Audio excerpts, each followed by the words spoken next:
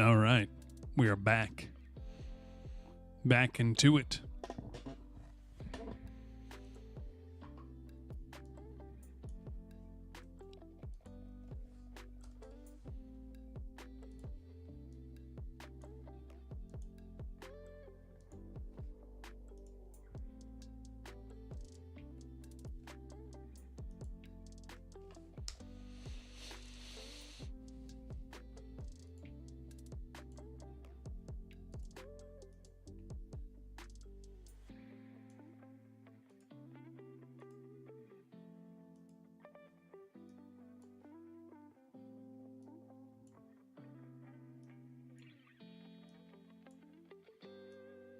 Okay, looks like we're all good to go.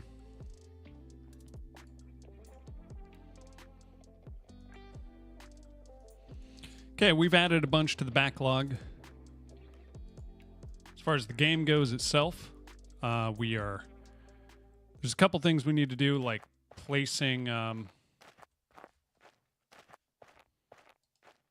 we could rework this UI because it's terrible. I'm thinking make it really big on screen.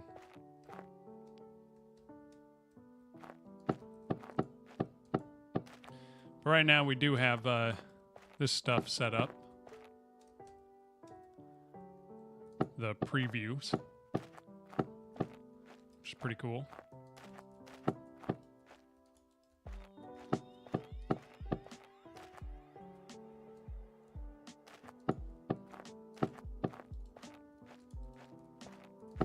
We don't have a doorway yet. But I kind of want to do animations and meshes for these building parts now. They need to look good.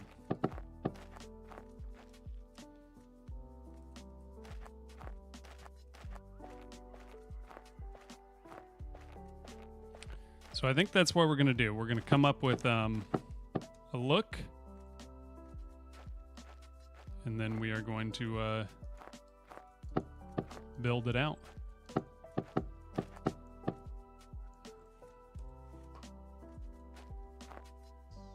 We also need to...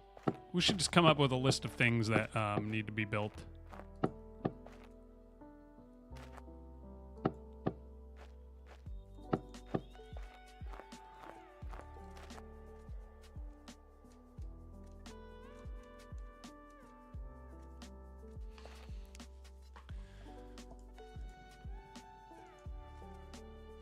Build the roofs.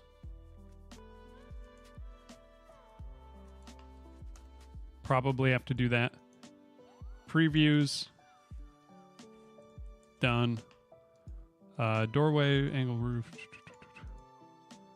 We got to do animations and final meshes. Now, there's a couple ways I could do this. I think I'm just going to do it in Blender.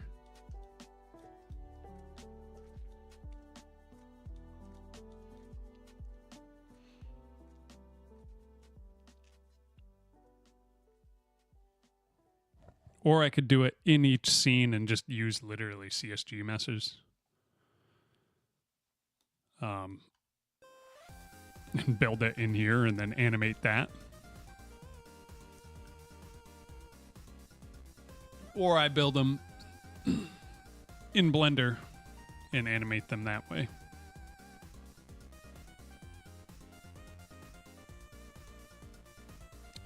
What is this music?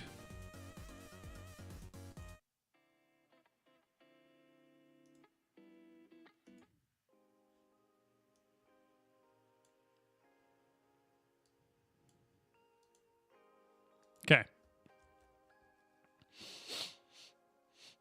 It almost would be more fun to do it this way.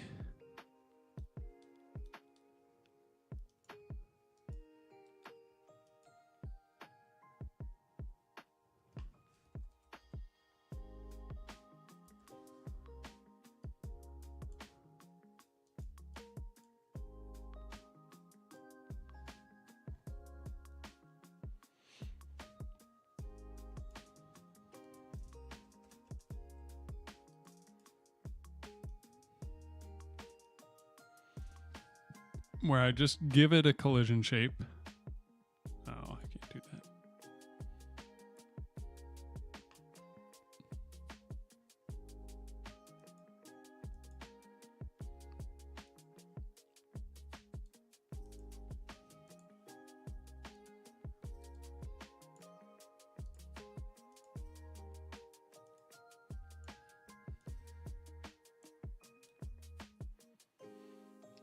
So there we have our collision shape.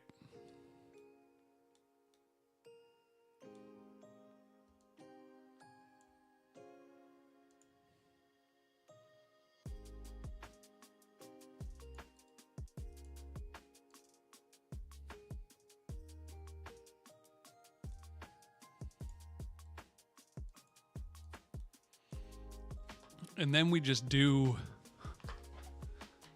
a bunch of CSG boxes with no collision and then animate them.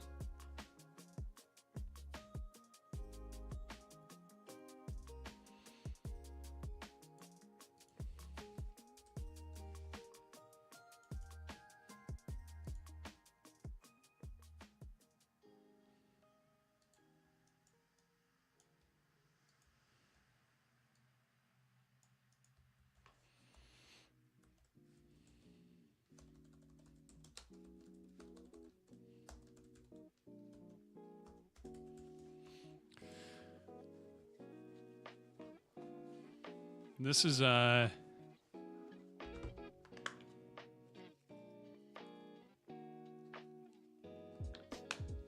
honestly, I think this is how I'm going to do it.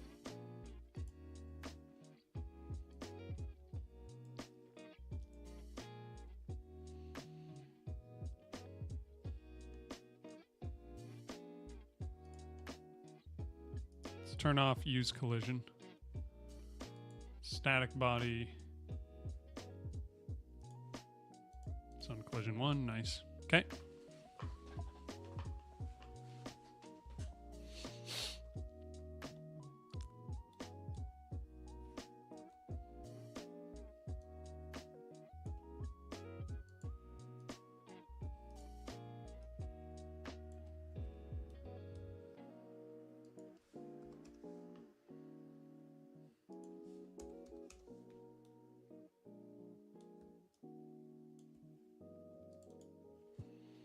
Um,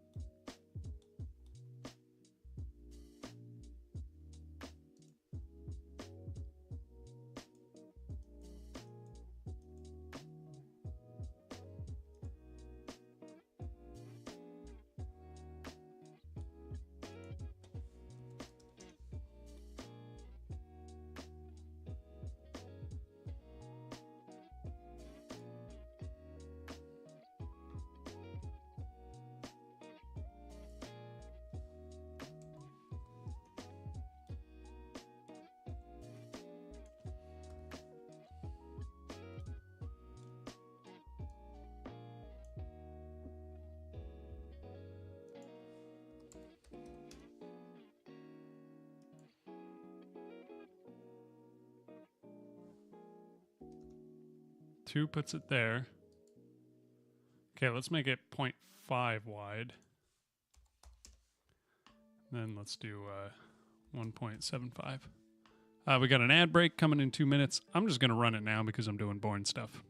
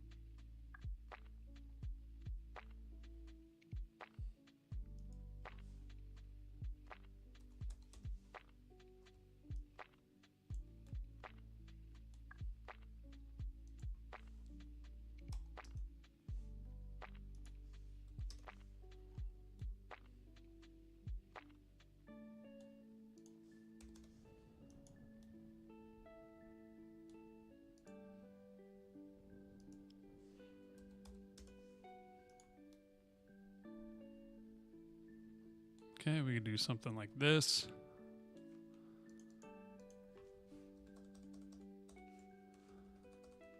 Beam top.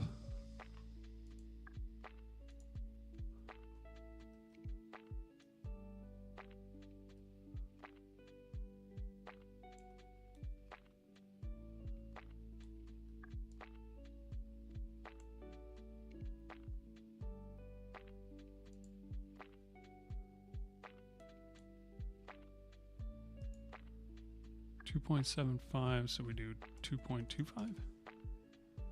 Nope, we do 3. 3.25.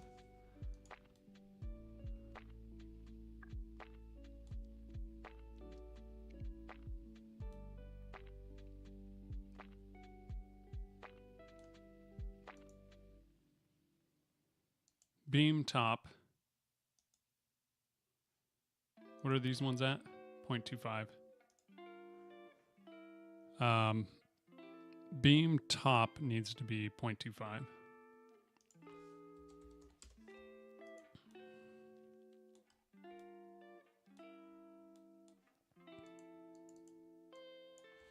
Slat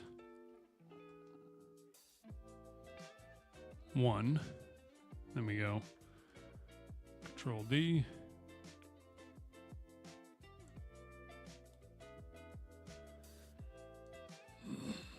That's 2.25, so we need 2.75. This one's going to be 2.25. Do another one. This one's going to be 1.75.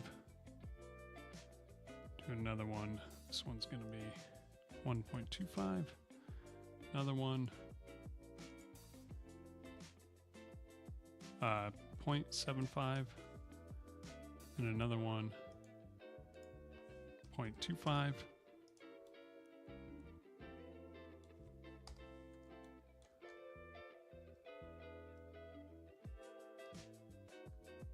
And then we just do another one, and that one's negative 0.25.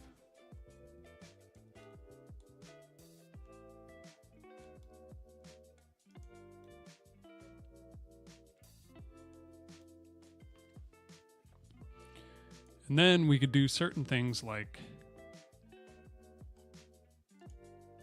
this one's size is 0.2. This one could be 0.22. 0.18.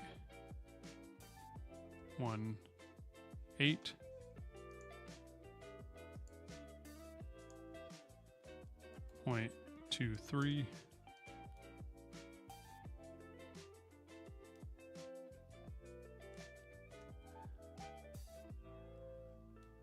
Just give them that. Now, let's see how this looks in game.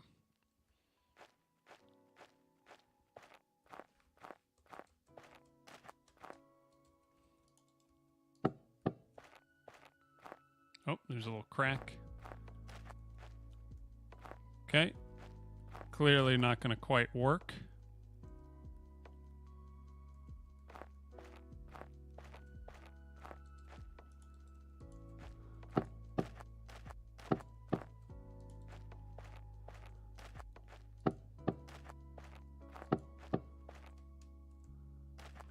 Wonder why.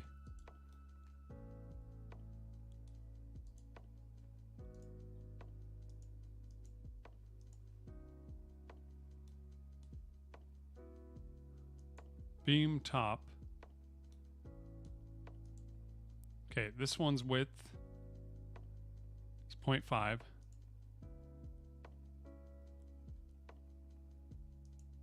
Post left is 0.5.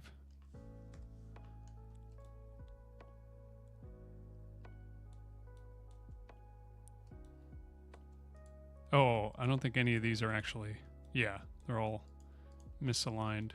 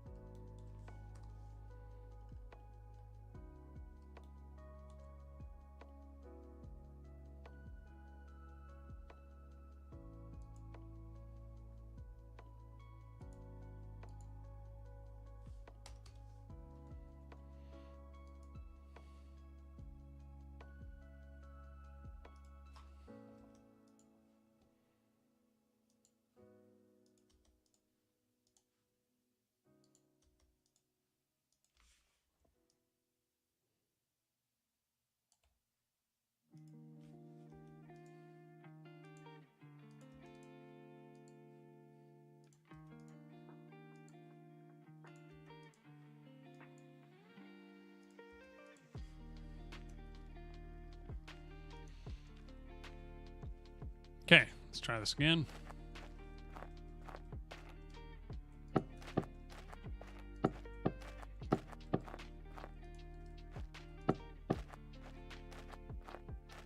Okay, you can't see through, but there is some weirdness with the outline.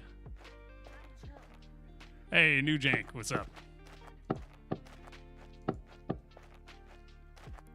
They do kind of look all a little bit too uniform.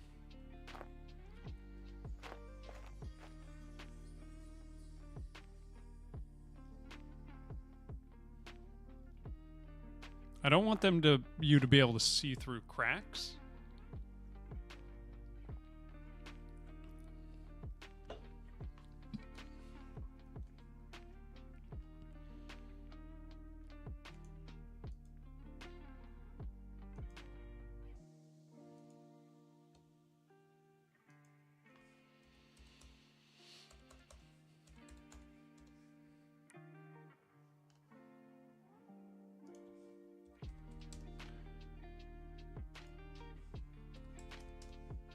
So I could do something like this, where this CSG box, base, wall,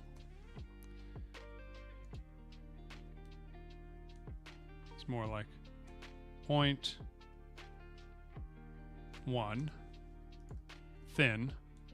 Then all of these guys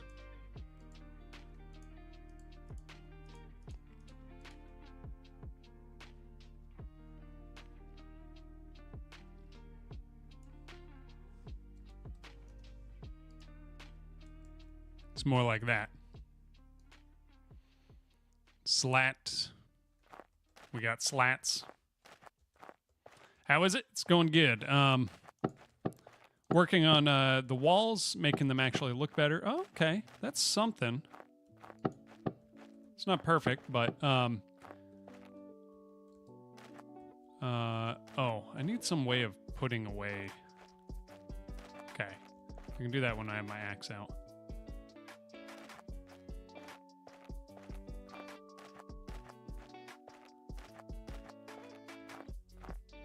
Okay, then these kind of just fade because the outline fades. You do get some weird anti-aliasing stuff. Snowminx, what's up?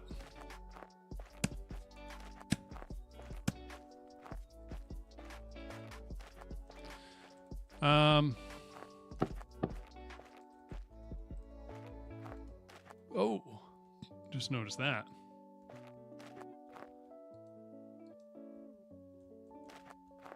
You can right click and then switch, and then now you're back. Your cursor is visible. I'll need to fix that. Posture and hydration, very important.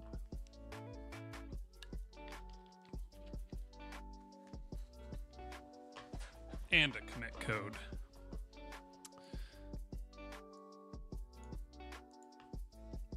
Making walls better.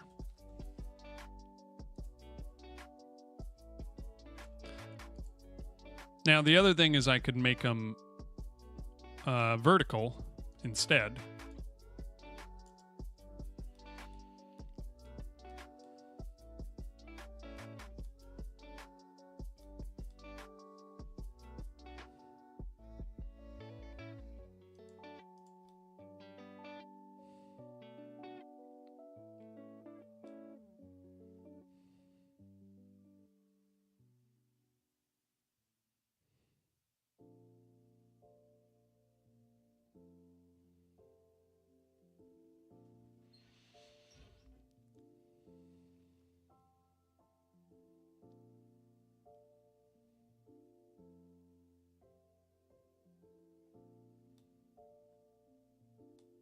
I think vertical is better.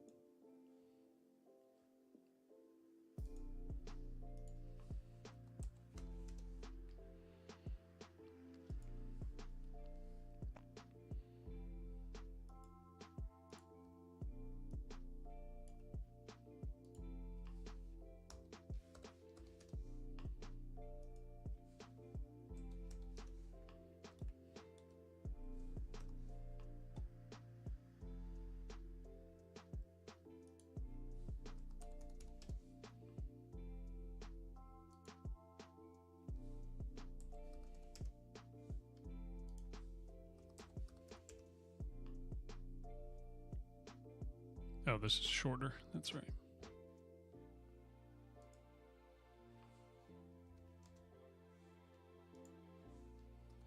.5.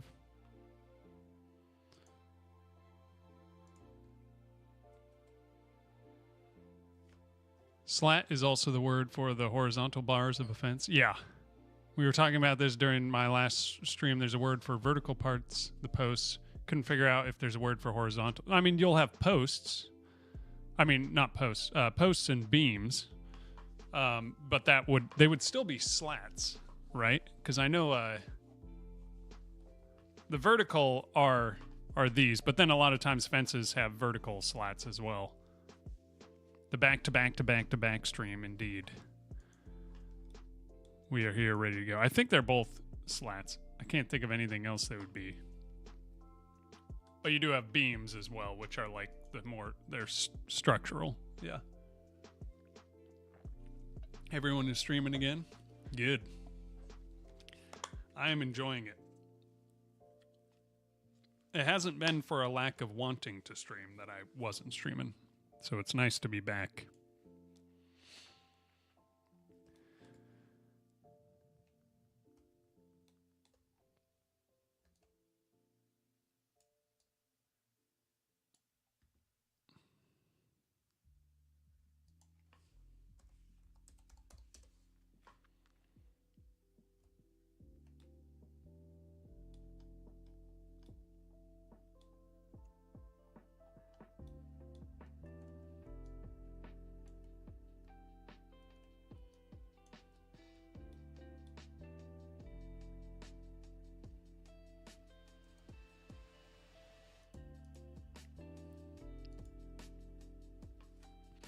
Negative 0.75.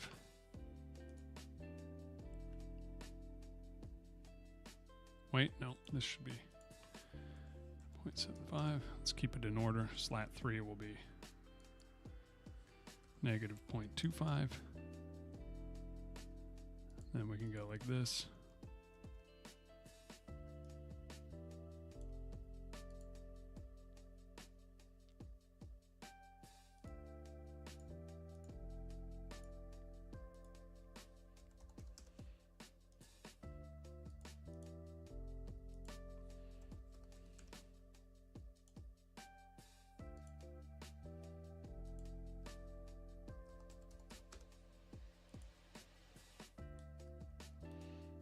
Now, this will end up looking boring unless I put little details on it. Let's see.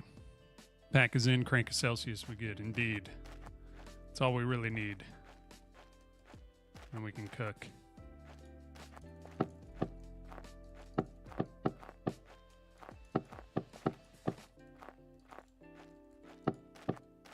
Okay, that's a very boring wall. And you don't even really see the shadows most of the time.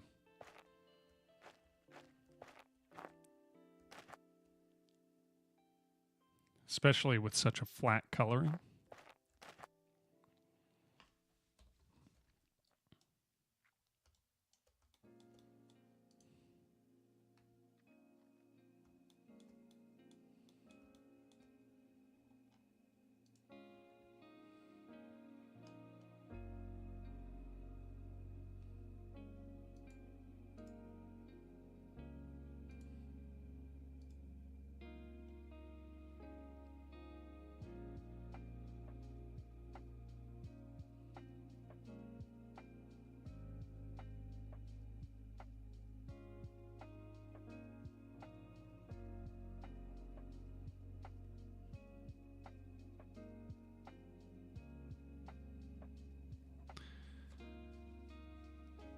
Why does this have...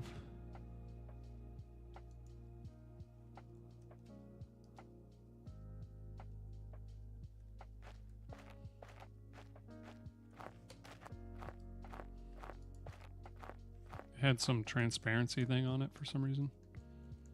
Is it because I was using it for the hammer as well for a while?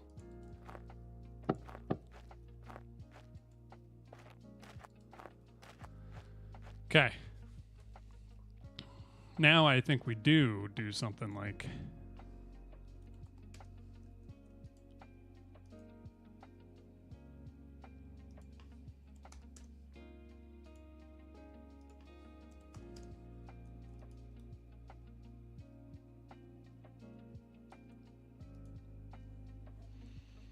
I might just have to end up doing a texture.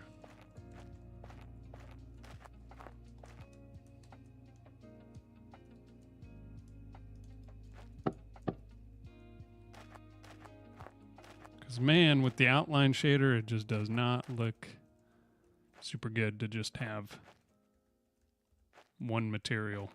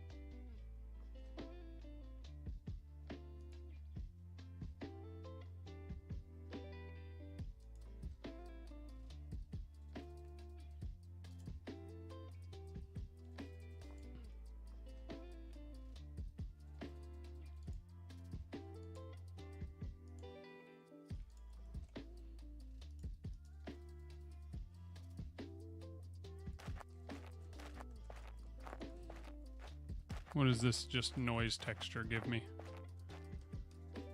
Alright, it's kind of interesting. Doesn't really necessarily look like wood. Oh, forgot my hammer. Always impressed by the way you just will this stuff into reality. That's what it feels like all the time. It's just, I'm gonna get there. I might not get there in the right way, but it's gonna be there. Okay, we could do something with like a noise texture and just keep things simple. Now that's a roughness texture. I wonder if we could do like an albedo. I mean, honestly, that already looks pretty okay.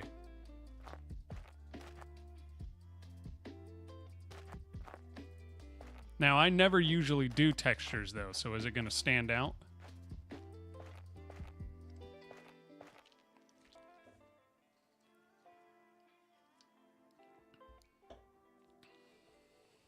You know what? We're just going to keep it this way for now because it kind of works. And then we can do our... Nice. You actually see the grains of the wood.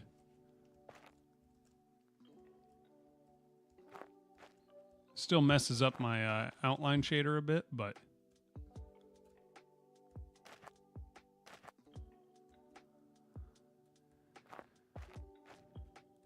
But like it looks kind of like a wood grain. I could also do that on a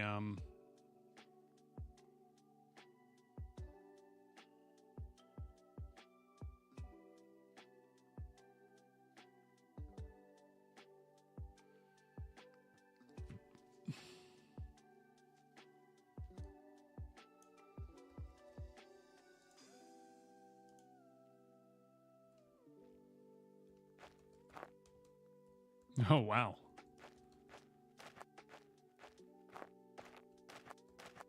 I could just take another albedo.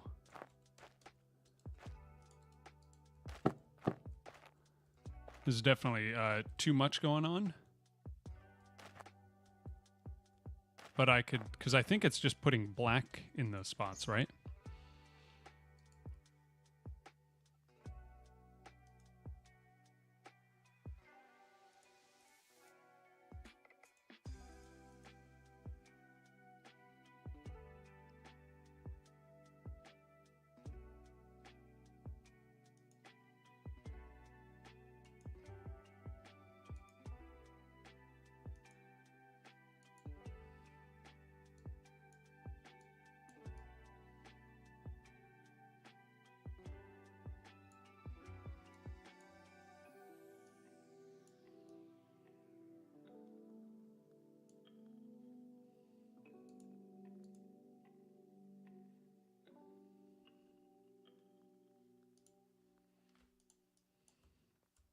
Copy that.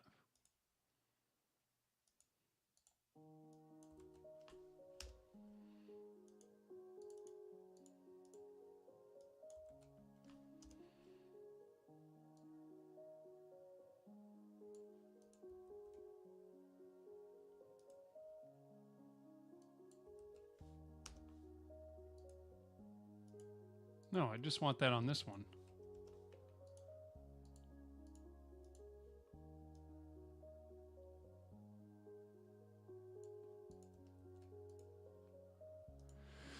Let's see if this works.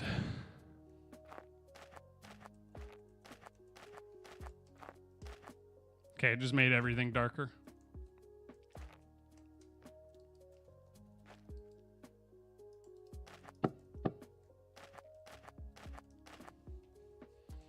So it must be like adding together this one. Okay, it is.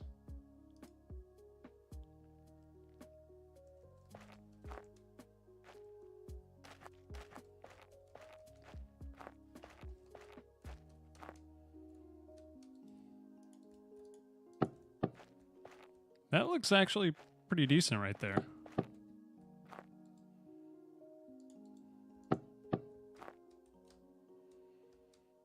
The ceilings and stuff look bad. Ooh, and then you get this issue here. Because they clip into each other.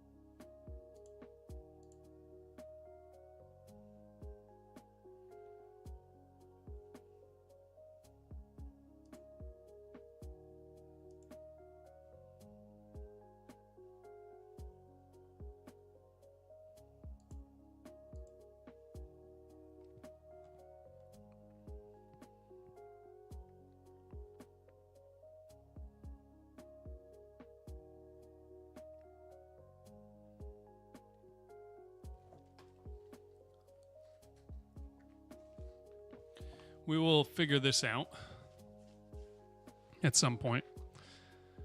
My ability to just get it done, yeah.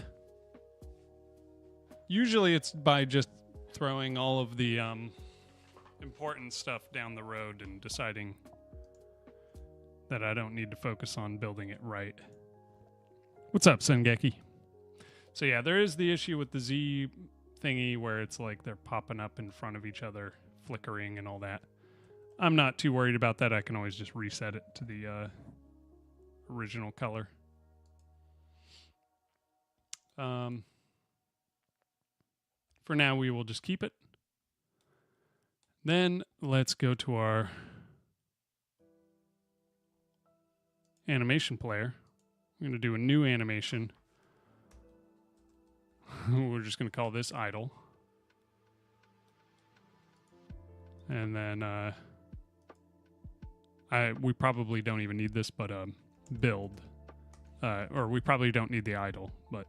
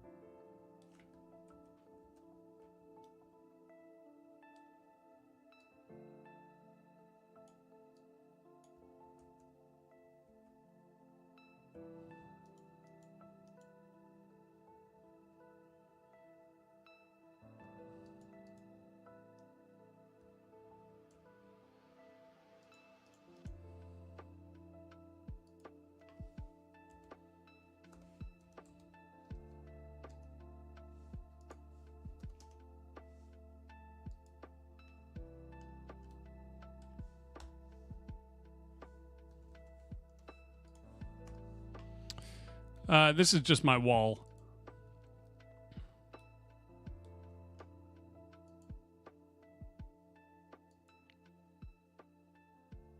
Oh, this needs to be at 3.75. Okay. So now we can go to here. We have to create a new one. Build, because I Command Z'd past it. Okay. Now we can go to here, beam top.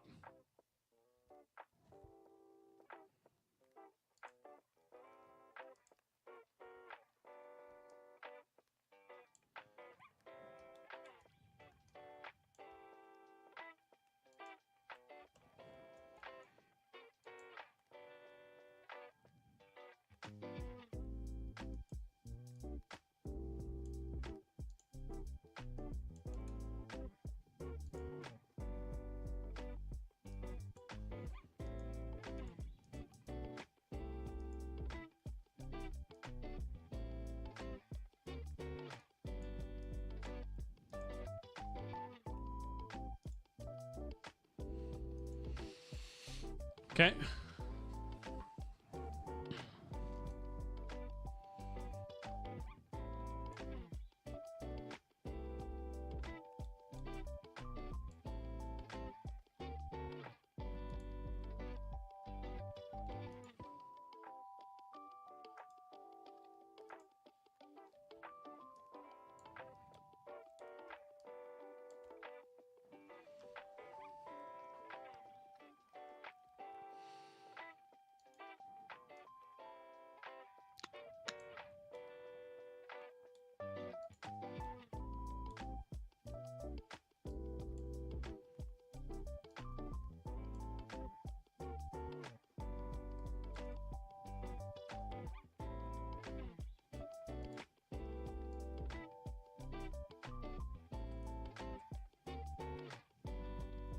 Key this in, okay. Then go to the front, drag it out, key it in again.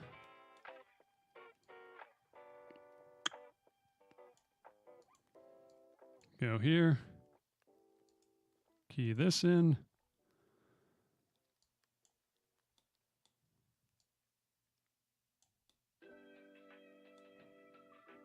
Key that in, grab this one.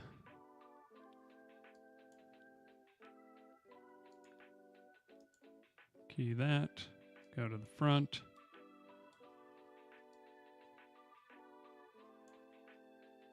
Key it, slat 5.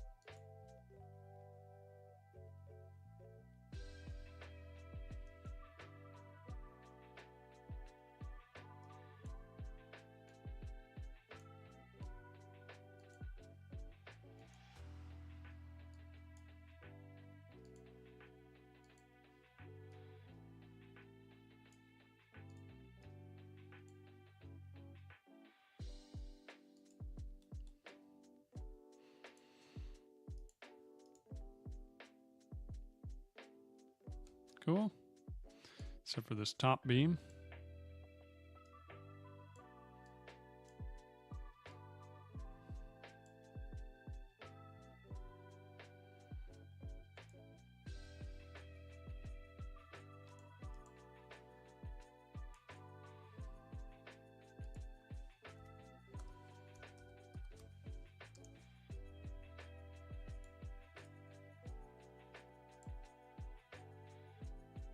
okay.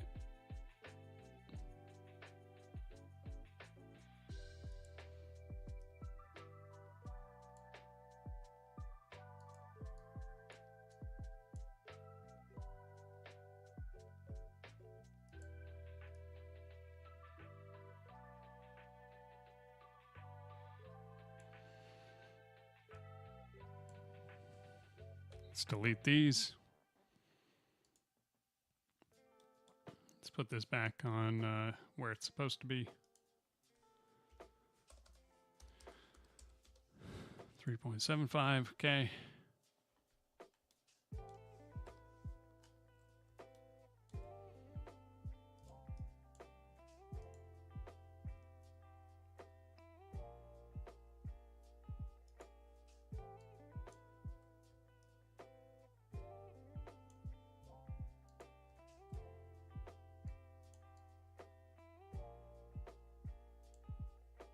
Dude, why?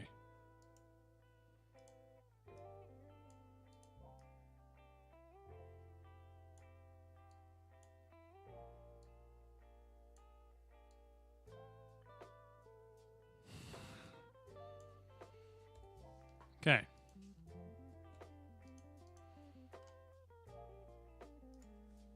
$3.75. Save.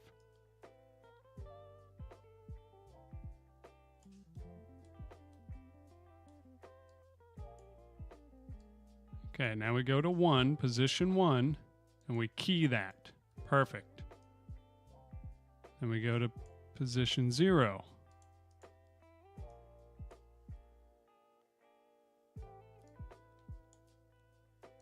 Key that. Why is it going up to there?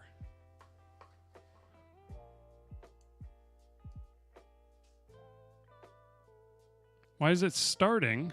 Okay. Trash that whole thing.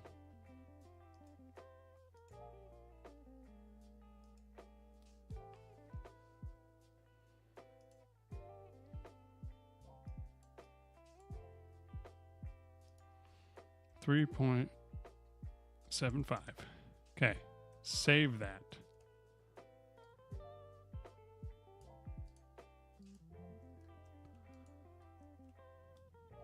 Idle should just be like that. Reset should just be like that. Perfect.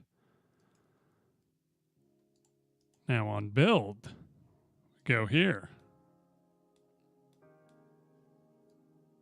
We go to the end, we keyframe it, create. Nice. And here,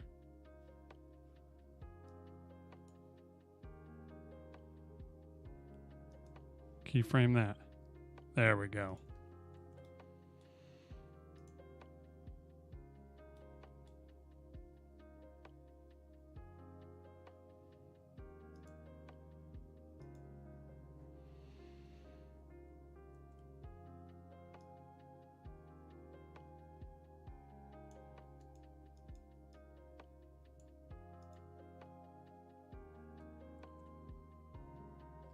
This is kind of cool.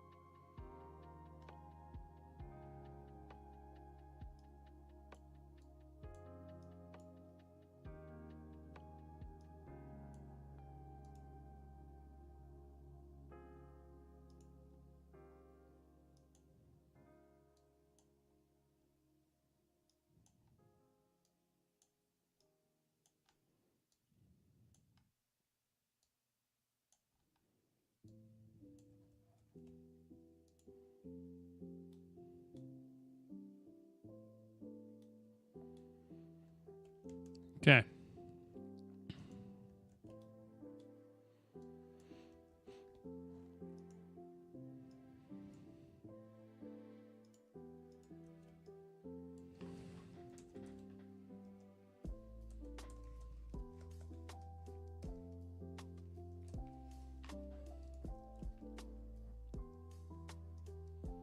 Let's see what happens.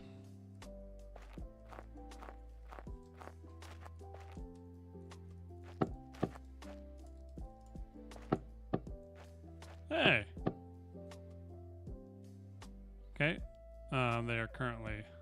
looping like that. Nice.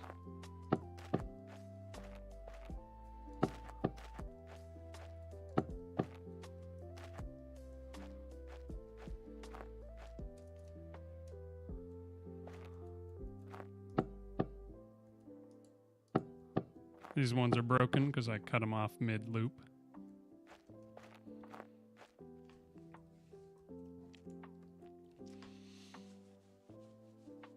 Okay, not bad. Still almost feels a little slow or not punchy enough. There's a way to do like...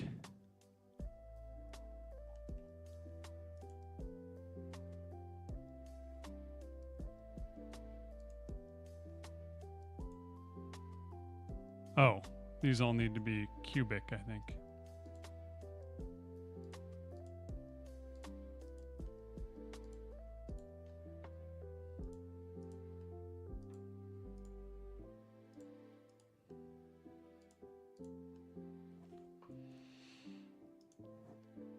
Mars, what's up? Okay, so let's build ourselves a little platform here.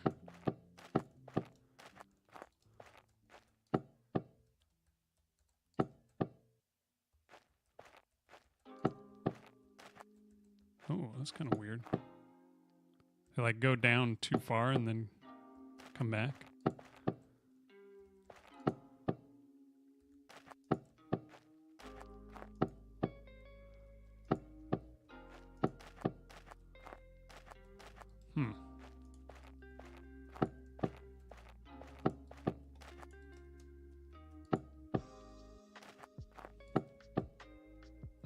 Could also just make it happen faster. Was lurking while I work on Game Dev TV's Godot 2D game course. Oh, nice. I don't know if I've seen that one before.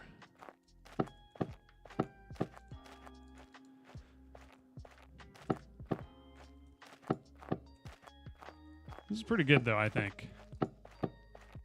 I think we just make everything a little bit faster.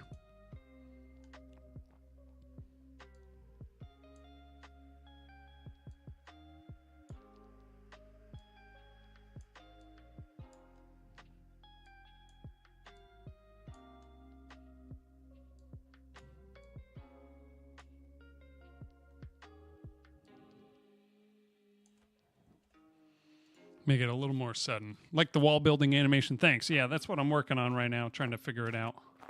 Did I just kick my hammer? I did. It's a problem with my fast moving sprint speed, which I like to have so I can get around fast, but then you run into an item and you either knock it underground or it flies 50 miles. Next after this... Oh. Huh, that's kind of funny. I think it's the cubic thing. I don't necessarily mind it.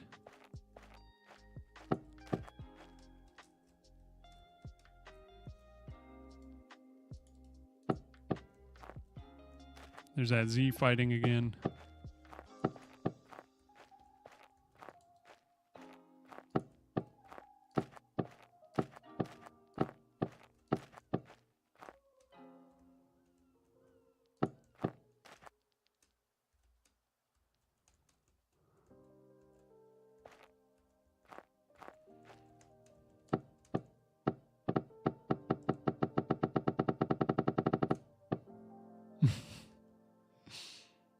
I like being able to do that.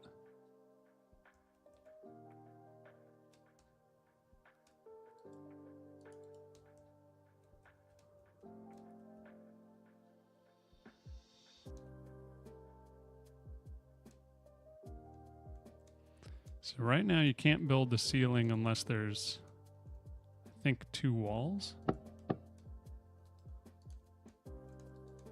Oh, there's actually no connection point there. There has to already be a ceiling.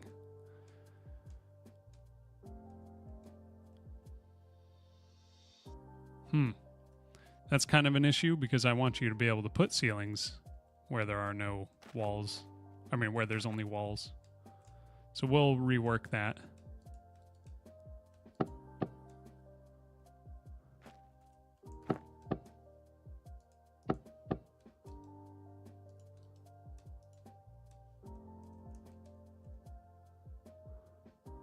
Yeah, we will have to fix that.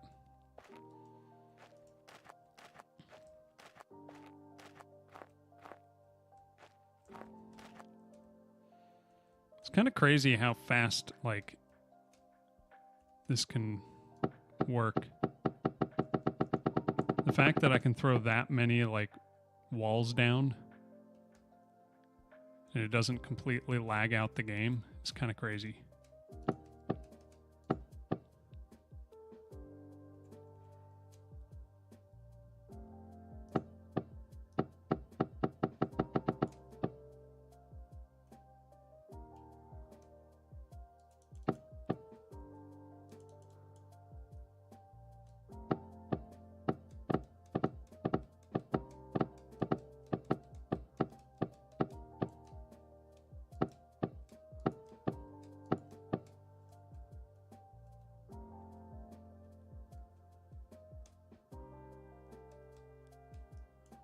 I just like doing this.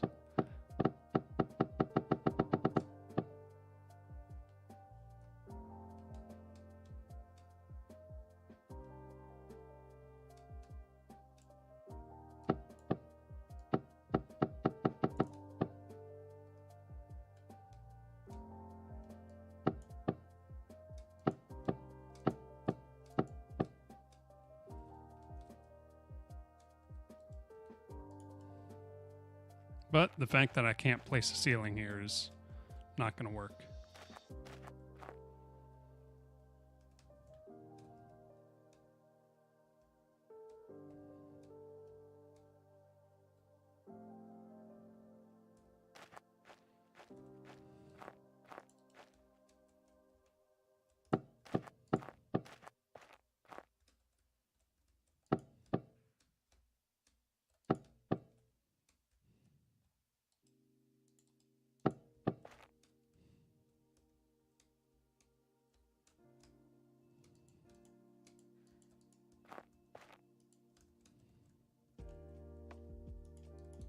How come no ceiling can be placed there?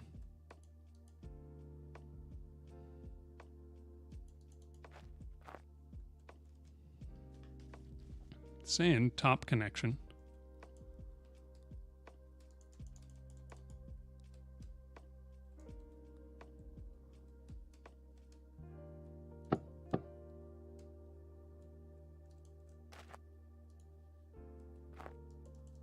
Huh.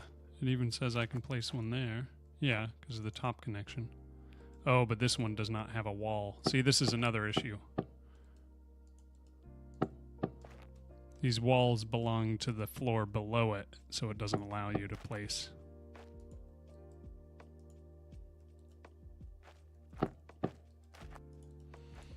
Yeah, we will have to rework this. Because this wall got added to the wall below it and not to the ceiling below it.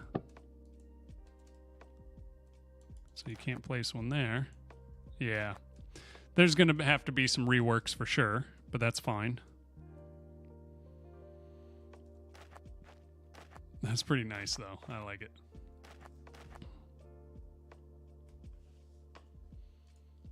Now, what was I thinking about doing?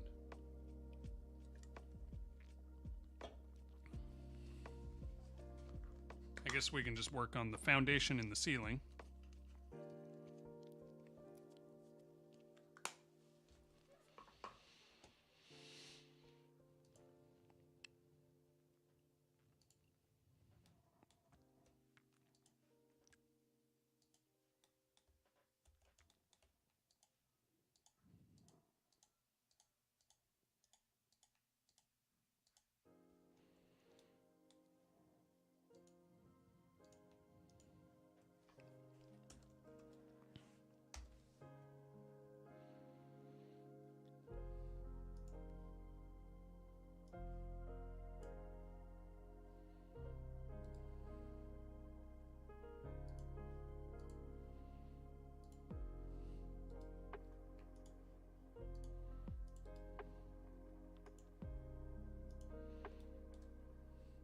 Okay, X.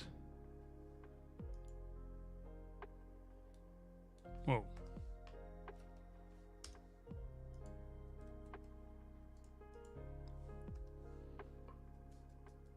It should be 3.5, right? And then negative 1.75? Yeah.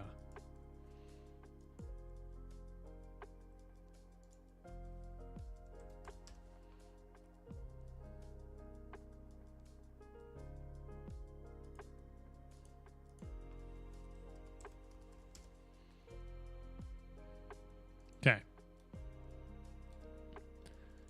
X, this will be 1. Z, it will be 1. Nope, not 12. 1.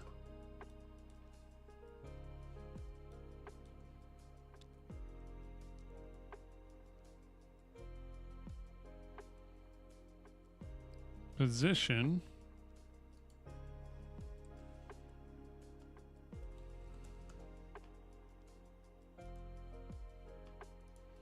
Negative 1.5. Yeah.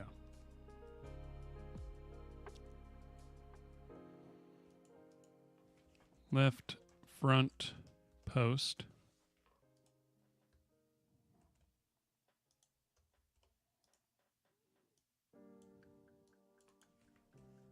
Minecraft Memer plays. What's up? What am I making? I'm making a survival game. Front post. Right now I'm working on some of the building elements.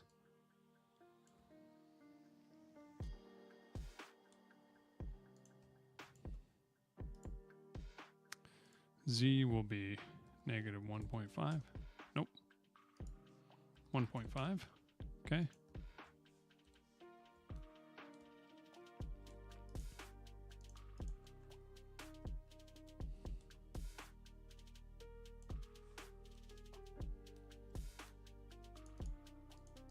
Left back post.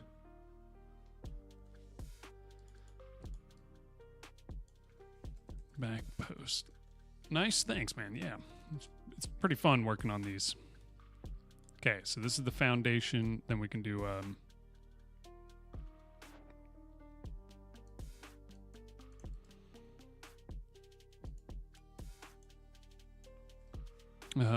we'll just do floor slat 1.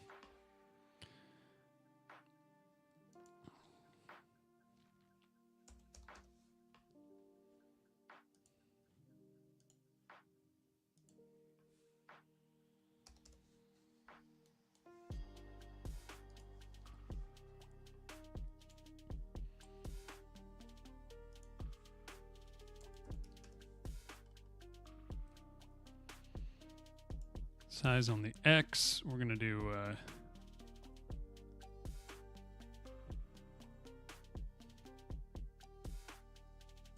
0.5.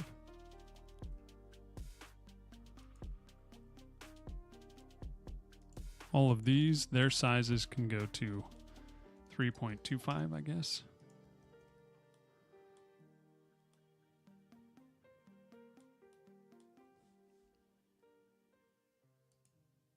And also, I think they can go to like 0.9, 0.9. Then we shouldn't get really any Z fighting.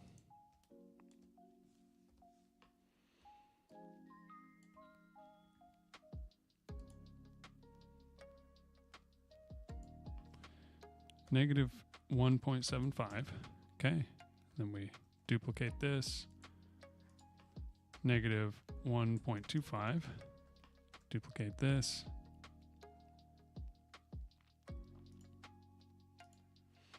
Negative 0.75. Duplicate this. Negative 0.25. Then we grab all of these, duplicate them, bring them across. Nope.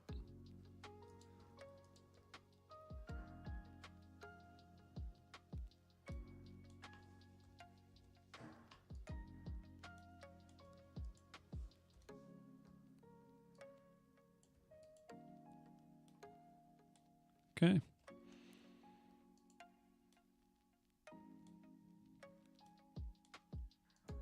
Now the heights on these can be different slightly. 0.4. 0.4. 4. And 0.4.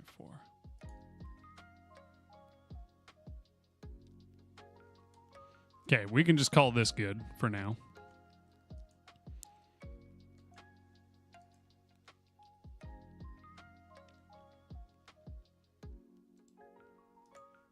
Then we add a static body to this.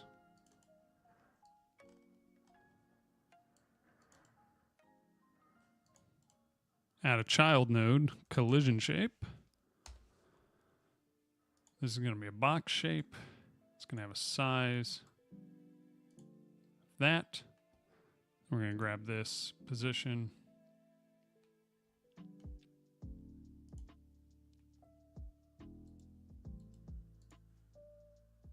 Transfer that to this.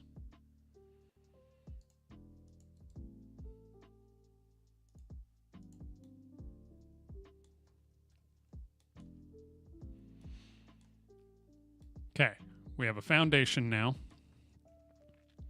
Now we can do here. We can do an animation player, which will also need to be on here.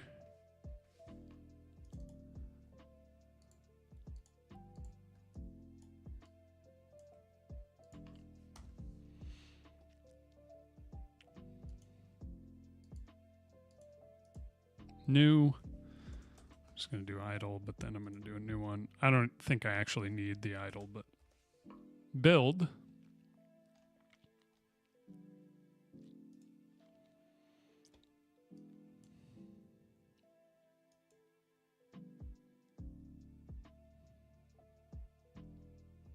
Get our left front post, go to the end, keyframe that, create.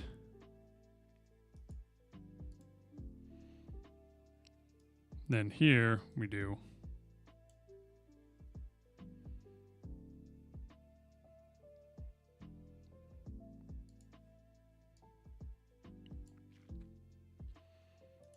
actually this can just be 0.5 because nothing's going to be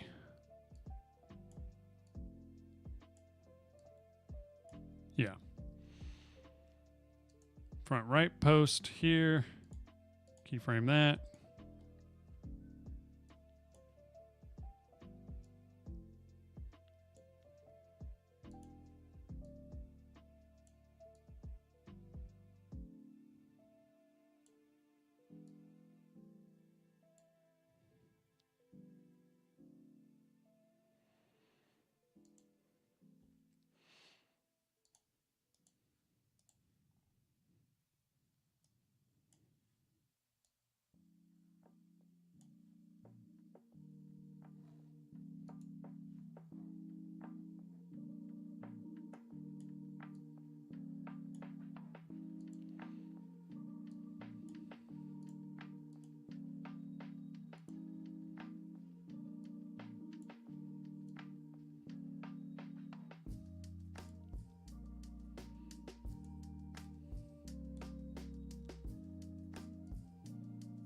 Nice.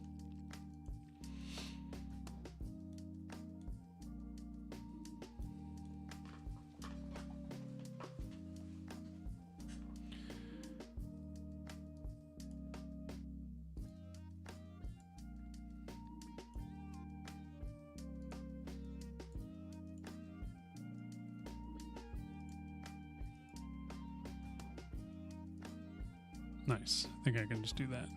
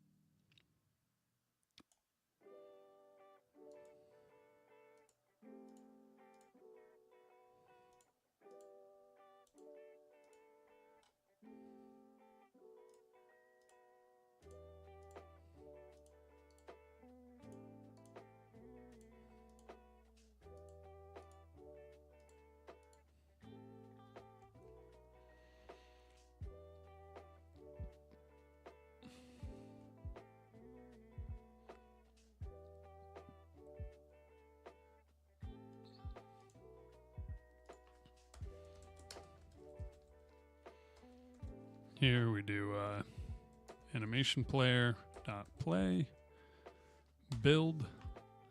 Then we go to our wooden ceiling and we do basically the exact same thing. So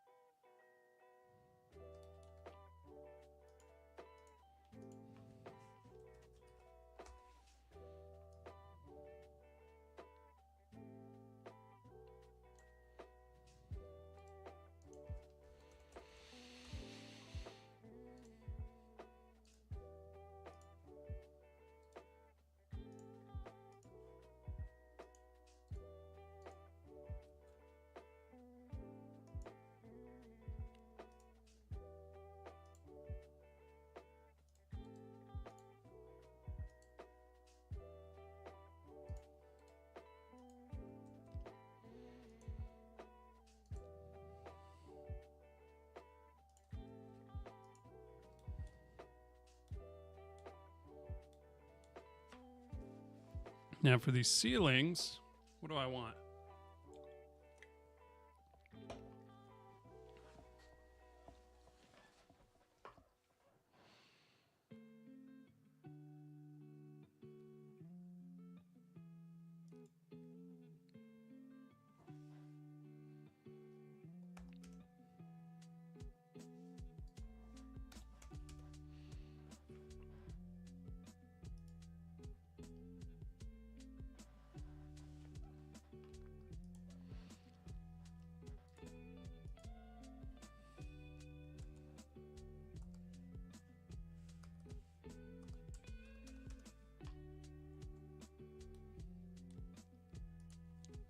Negative 1.75.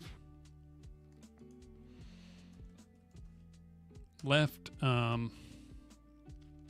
beam.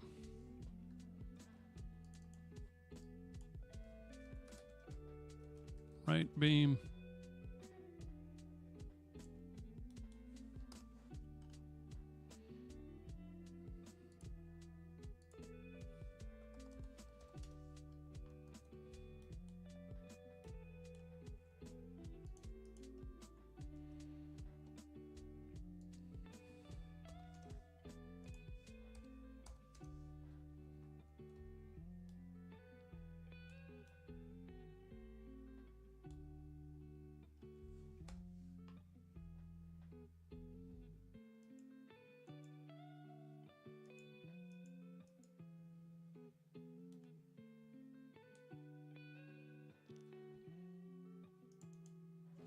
Back beam, front beam,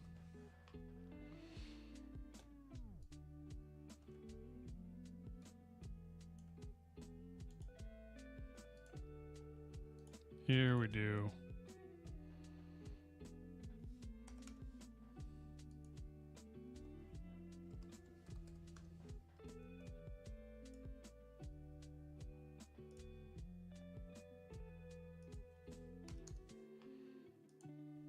negative 1.75. Okay, now we have the frame. So now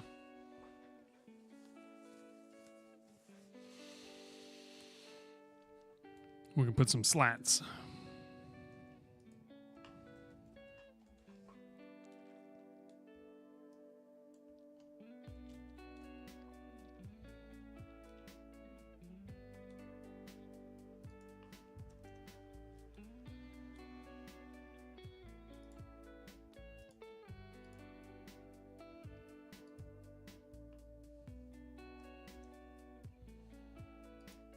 $1.25.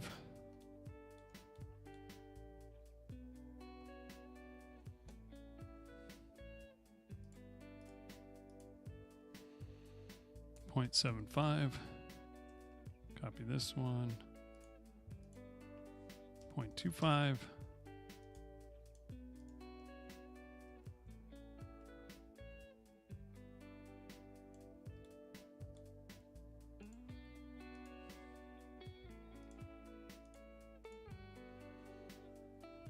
Negative 0.25.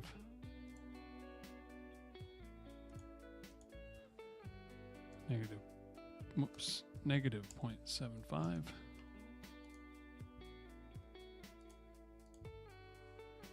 Negative 1.25. Okay. We do the same thing that we normally do.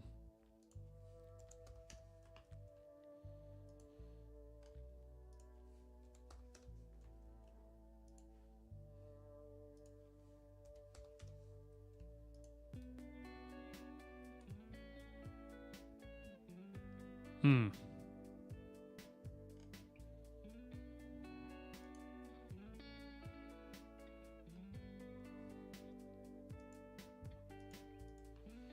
Do 0.3 instead, and then change this to 0.4.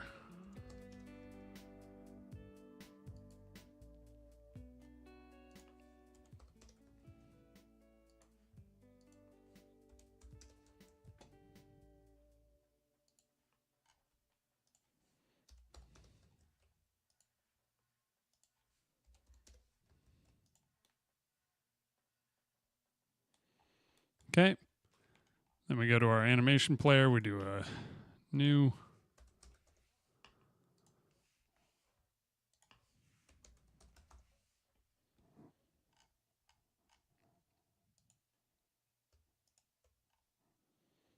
Grab all of these. Transform, position. Okay. We got our new, hey, dancing pixels. What's up? Looking so good. Thank you. Yeah, we've got, I'll show you in a sec here.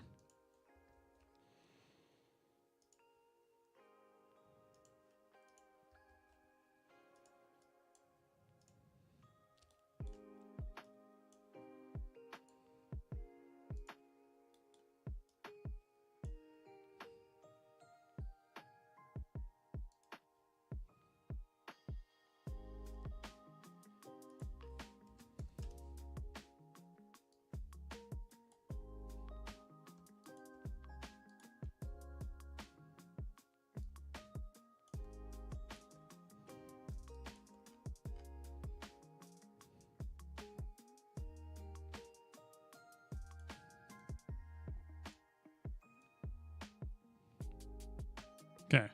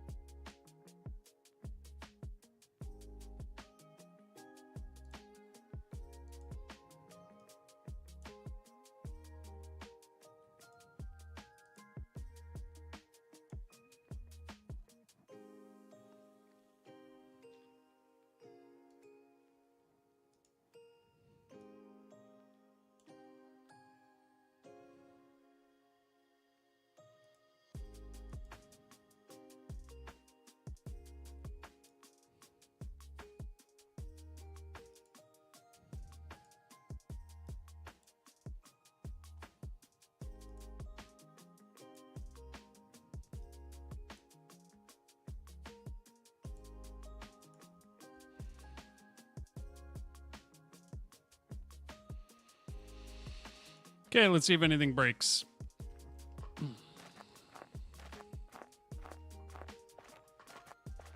Actually, appreciate Godot's animation player. You can do so much with it. That's what I'm kind of learning here. Okay, we've got our foundation. Okay.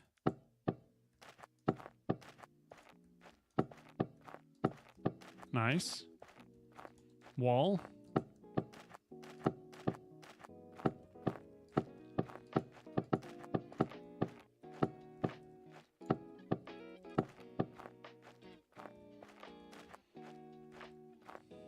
Ceiling. Not bad.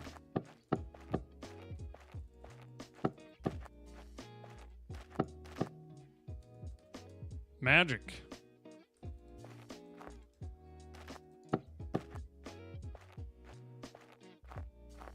Okay, we have a pretty decent looking little build system here. Still some Z fighting here. We don't, I mean, that's only because of the texturing. So if I took these noise textures off, then it wouldn't look like that, but don't know. It's starting to come together. One thing I like doing is this.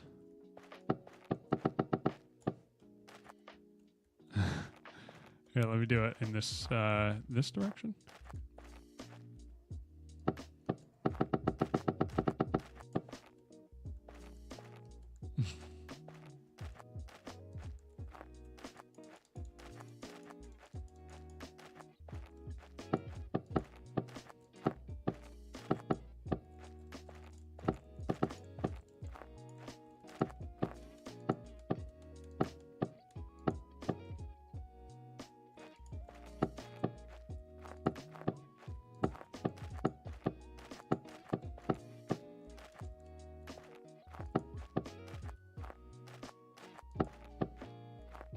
I apparently have some foundations below.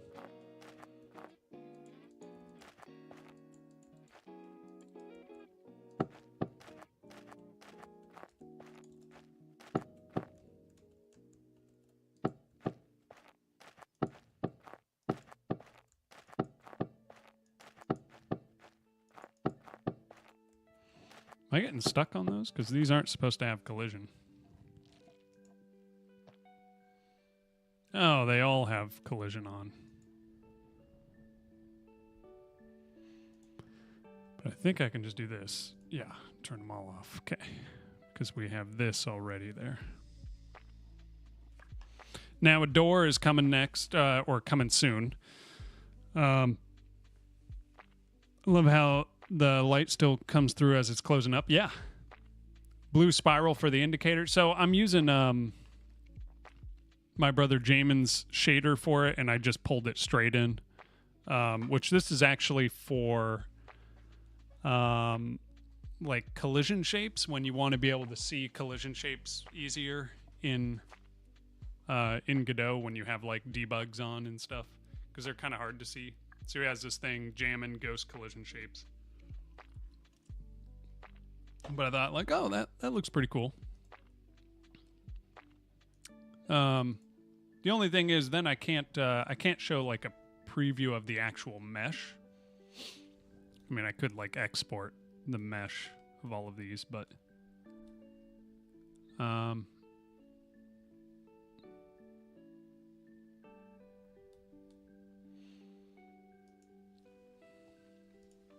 let's do like 0.4 on that.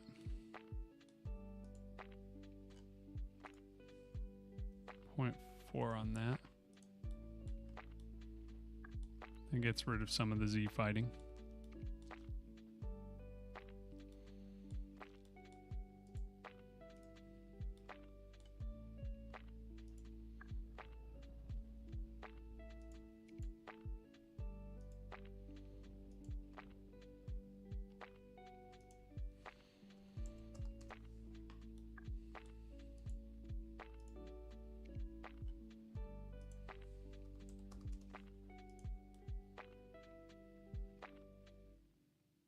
That kind of works just for that.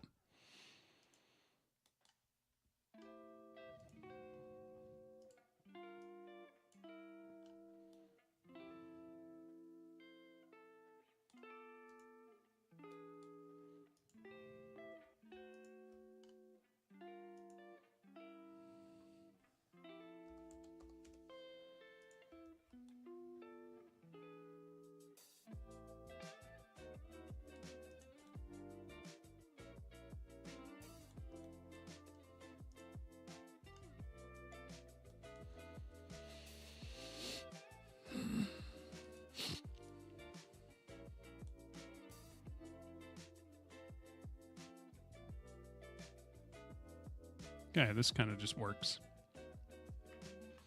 I could see if there's a way I could switch up the indicator. I don't mind the swirl, but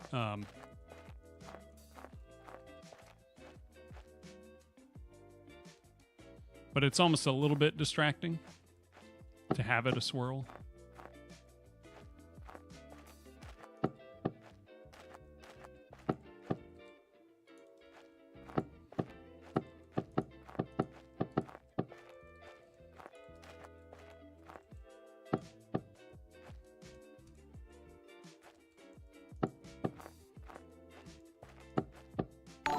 Okay, there's still some Z fighting there. Hey, Miss Mars on the YouTube side. Thank you. The old blueprinty look with just lines before. See, well, this is the only one I've had.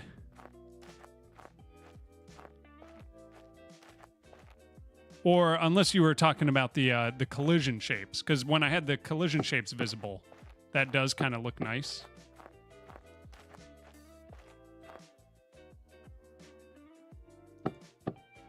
This actually animates, which is kind of funny. I wonder if there's... let me look at the thing real quick, because there's the previews. Let me look at the material and see what the parameters are. Swirl color, swirl speed, swirl scale. Could just make it really big like this. It looks like it is programmed specifically to be a swirl. Animations, yeah. Yeah, I like the animations. The only thing is right now they're set to on ready, which I can change that pretty easy, but so every time you load in, it will play the animation.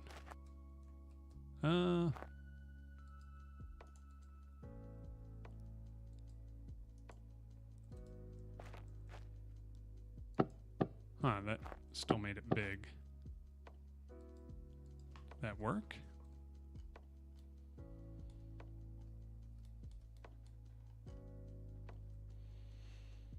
Let me just look at the shader.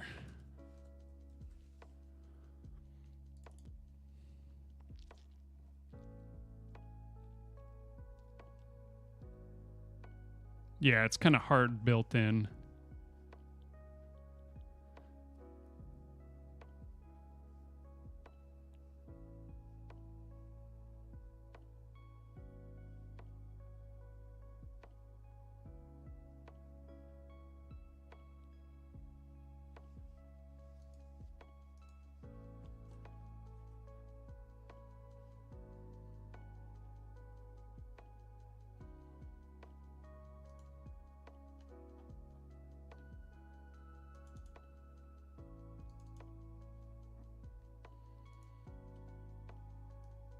Oh, you have to do each individually. Okay.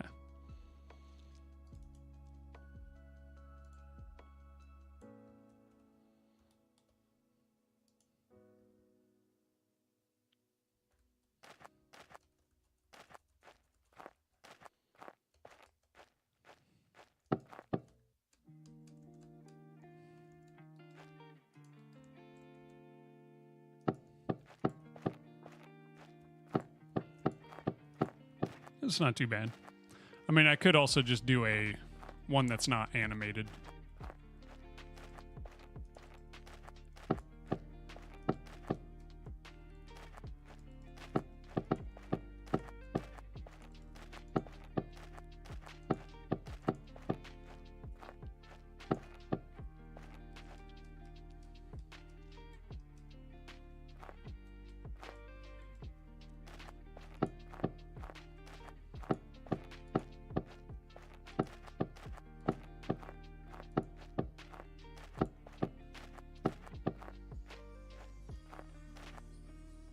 Still have some Z fighting where there's walls.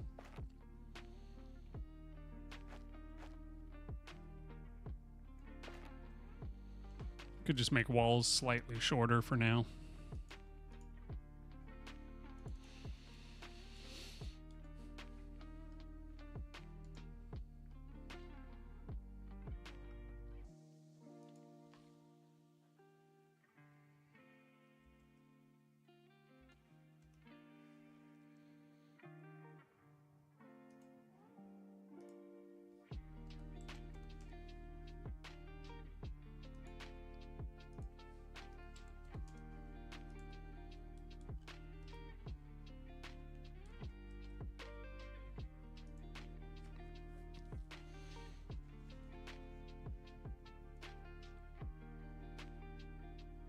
Animation of the wall getting put together is godly. I do love that. Some of them I need to make sure they're on cubic. Like, I don't think I set that for the ceiling. Or maybe not for this one either. Cool.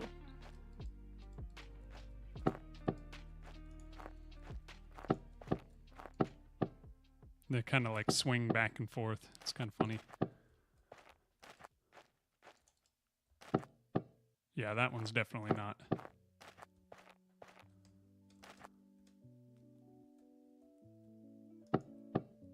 Yeah, I like that quite a bit.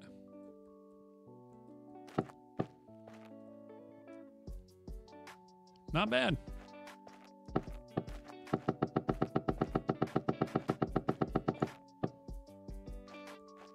It's crazy how fast this like works. Considering we're playing like a billion animations and adding like a bunch of new scenes to the tree. Like I would expect it to be a lot slower.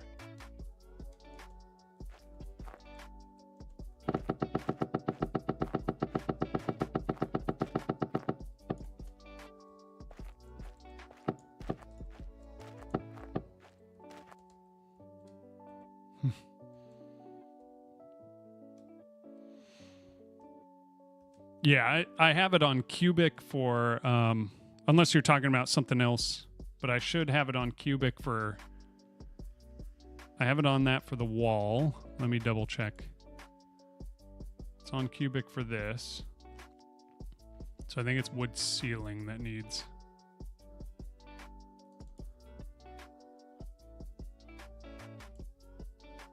Yeah, this one still needs to be on cubic.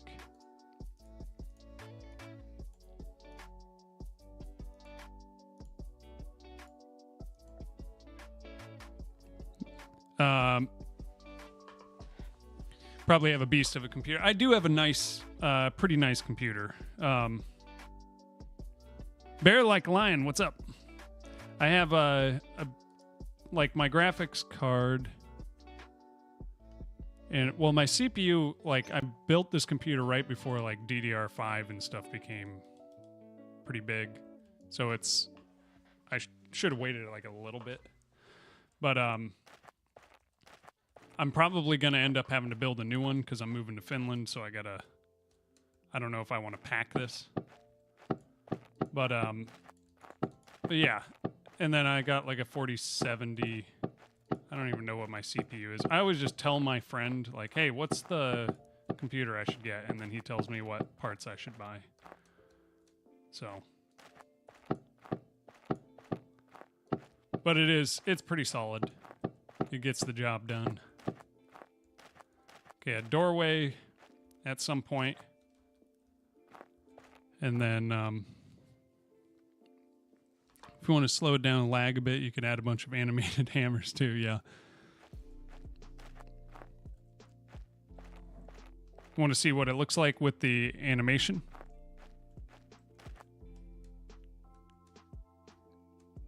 Because now that I've changed it all to cubic, it's kind of still a bit smooth in how it works. Still some Z fighting. Been busy with work and game dev. A hacker got into my game. How did that work? Like, did they get into... did they just hack in the game, or was it something more serious?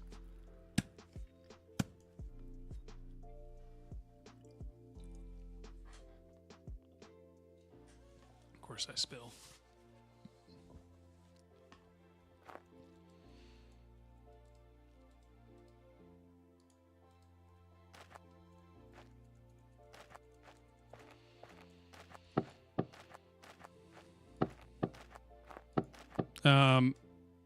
Both. We saw some sus leaderboard times and started investigating. Yeah. Turns out Godot has some big security flaws. Yeah, for sure. That's the one thing that I'm worried about with, like, multiplayer type stuff. Because, like, if, let's say this little survival game became a, you know, something that was funded or something. And it's like, how would I make sure that it's secure? And I don't really know, like, I don't know if Godot is really that great for security stuff, but I mean, I know there's ways that you can make your servers completely, like almost pretty much completely separated from Godot in the first place, which would help, but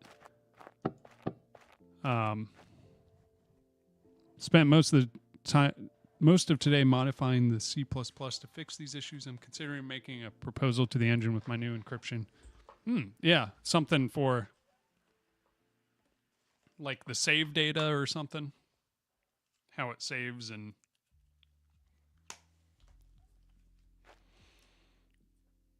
obfuscated the AES encryption key and stripped out all the references surrounding it. Okay. Beauty of open source, though. Yeah. That's true.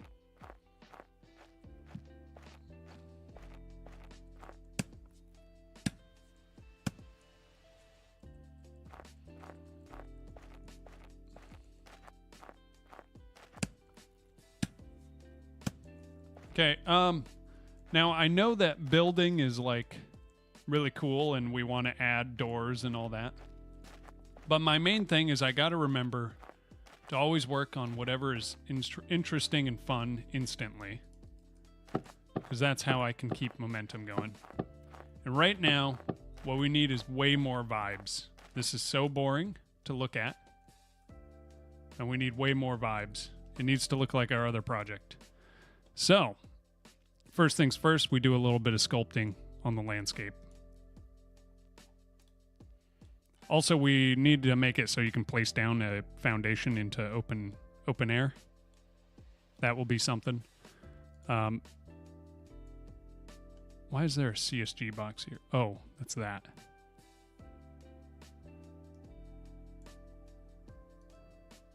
That's funny. Okay.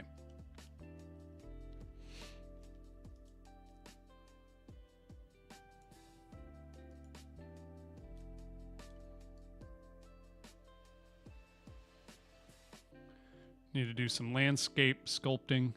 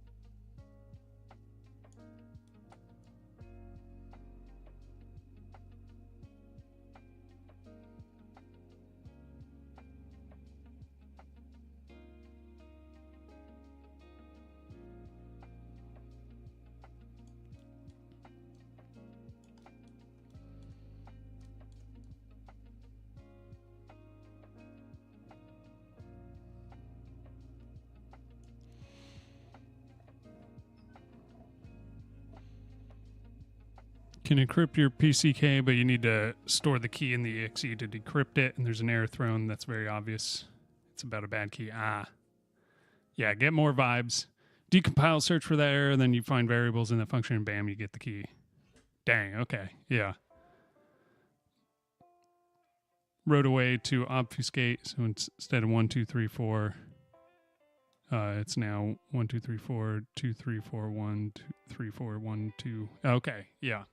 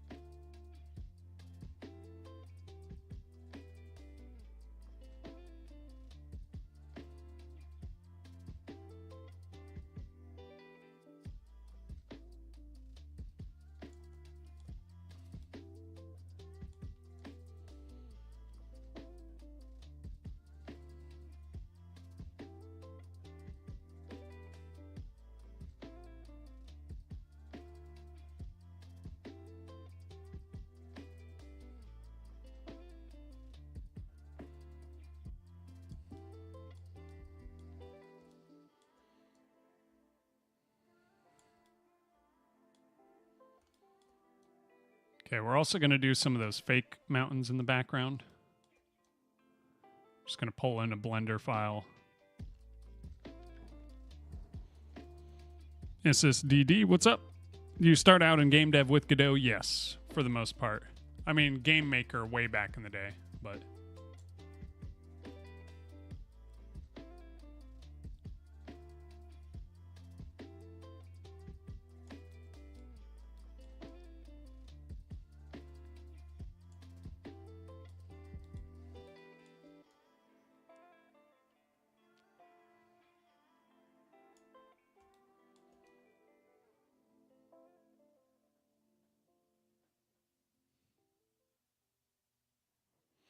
We got Dancing Pixels redeeming Take a Shot of Tabasco. Sorry to ruin the piece. Brother, this is... all it is just a nice little wake up, you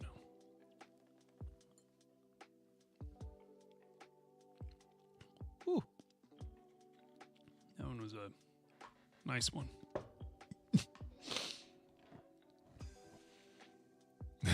Lunch. Lunch has got an IQ higher than any of us, I think.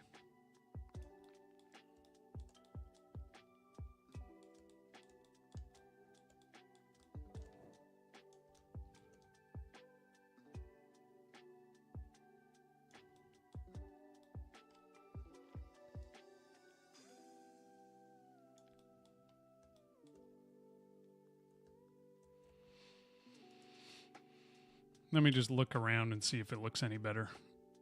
Okay, still boring. But we can add fake mountains in the background. And for that, I'm going to go find my blend file.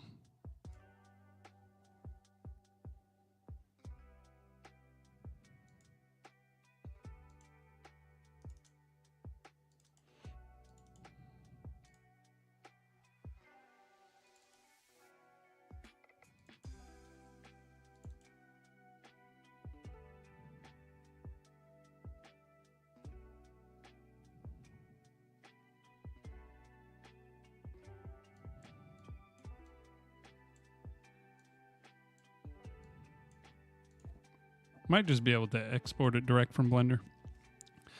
Been using Unreal since UE 5 went into preview. I'm tired of banging my head on the desk, so I'm looking at either Unity or Godot. Godot is just so nice for how easy it is to like get up and running. And I think that to me is awesome. It's just so like lightweight.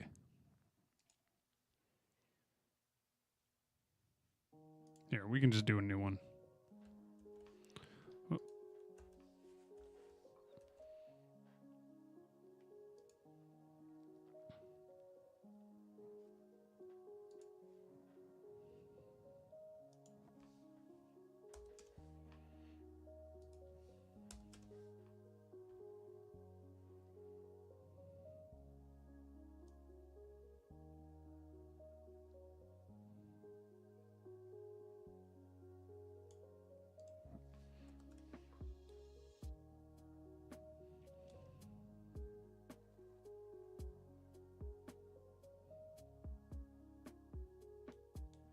You know what? This will work just fine.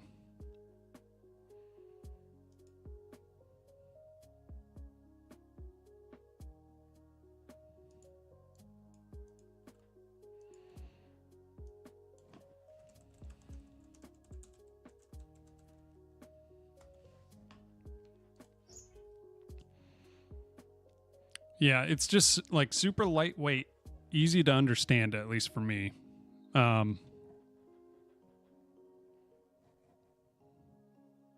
I don't know, it just works. Like for the types of projects I'm doing. If you're trying to do something hyper real or something, then maybe not. But it's definitely worth playing around with. I mean, it's so easy to download and just get started. There's no reason not to play around with it a bit.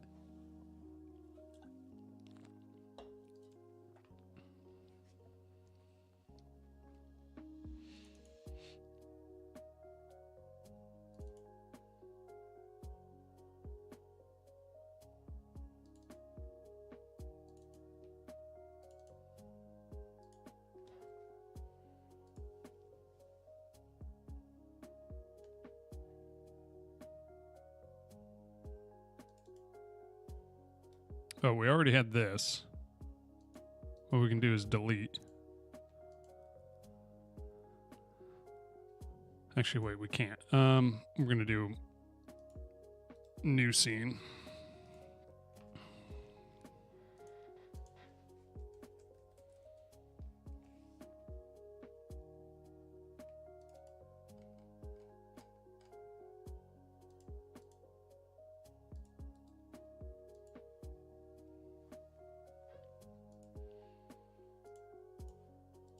I'm going to do editable children, go here.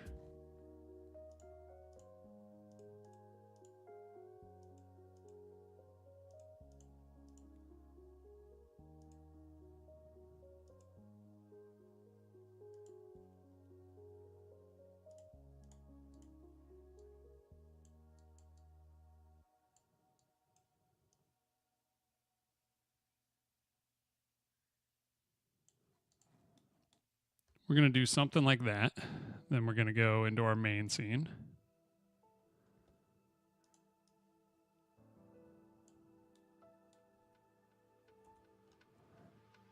Transform position.y 0.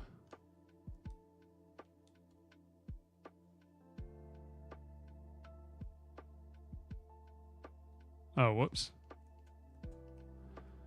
Need to grab the actual scene.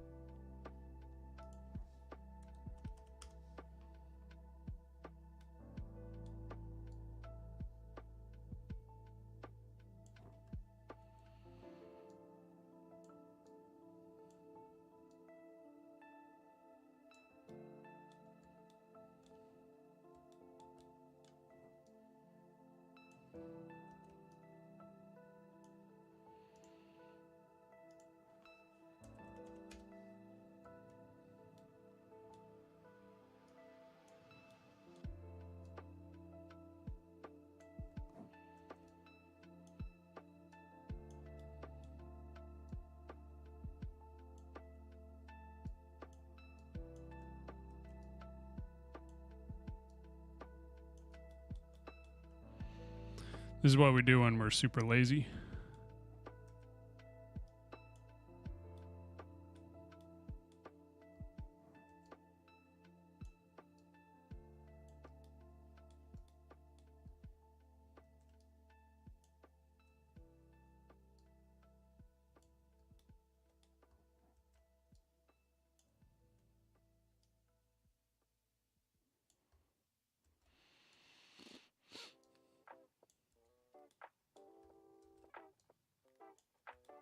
Which, to be fair, is most of the time.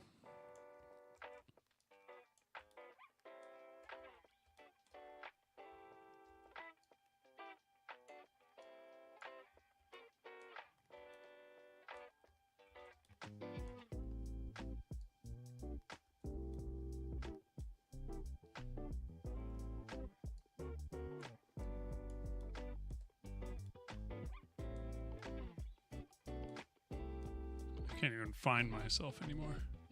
Oh, we just did a spiral all the way around. Okay.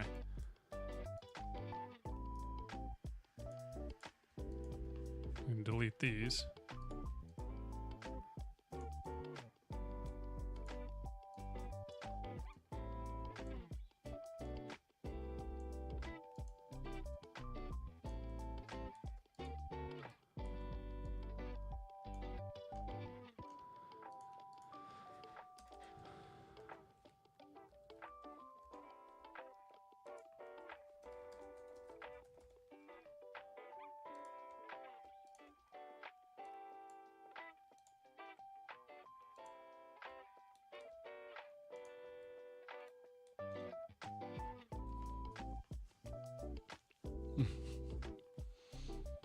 Give it a go. Yeah, I think it's worth trying out, especially if you already have a bunch of experience. I feel like you'll be able to get up and run really, really fast on it. Thoughty, what's up? Is there a way to make it sunsetty? Yes.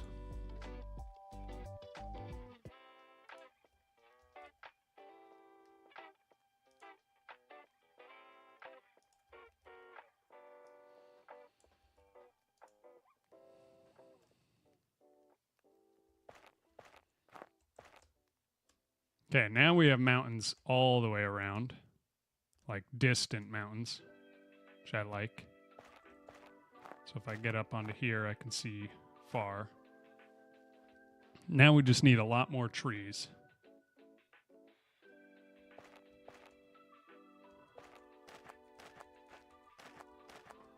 Then I can be over here, you know, cutting down trees.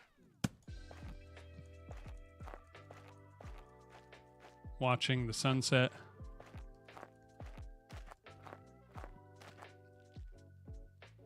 And like, oh, that's cool. I'm going to chop a tree while watching the sunset. Collect my wood up. Oh, there it is. Hey, Snowminx, thank you for the tier 1 sub. I appreciate you. Yeah, we'll do some water, some lake stuff. Yeah, thank you, Snowminx. We'll do some lake stuff for sure.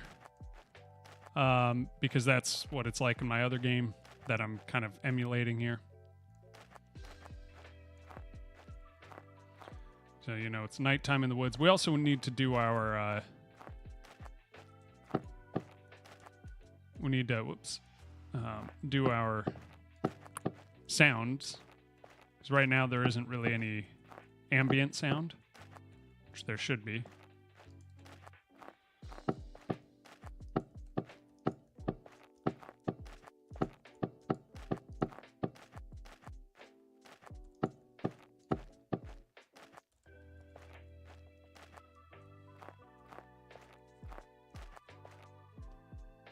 There's our moon going over.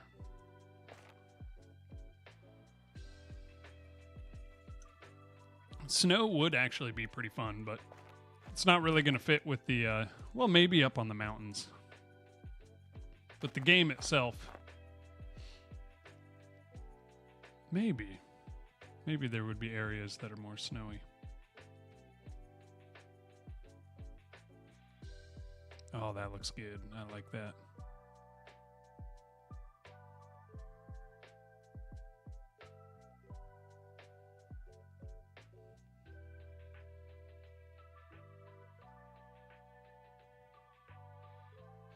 Really what we need is just a lot more trees. And to pull in some monuments.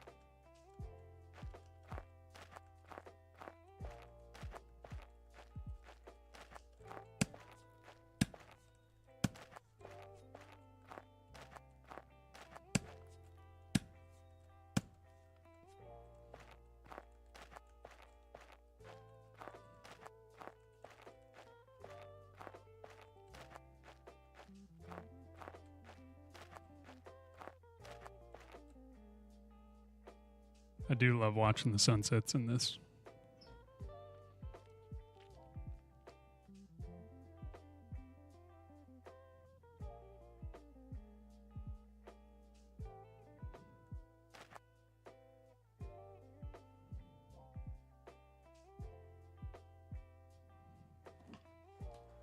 Okay, vibe building.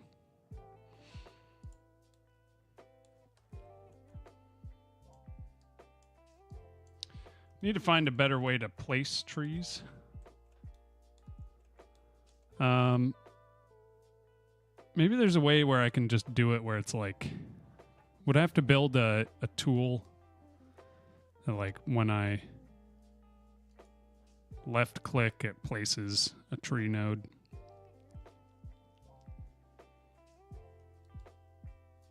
Let me add a script to this. Is there a way I could do this?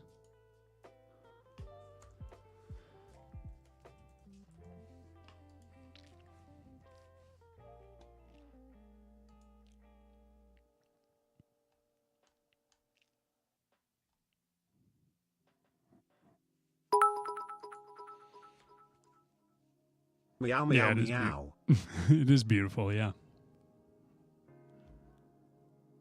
I wish it didn't tell me how many gift subs I've given calling me out on money I've spent. How dare Twitch? Exactly. Sometimes I get a little frisky with the gifteds. Thank you for the bits. Where's my tree resources or tree scenes?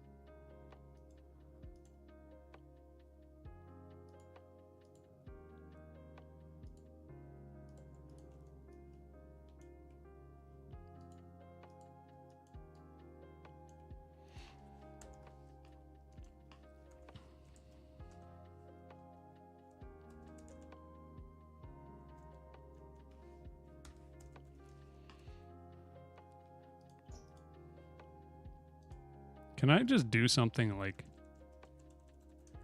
in editor? So add tree in editor. And we're going to put this on T.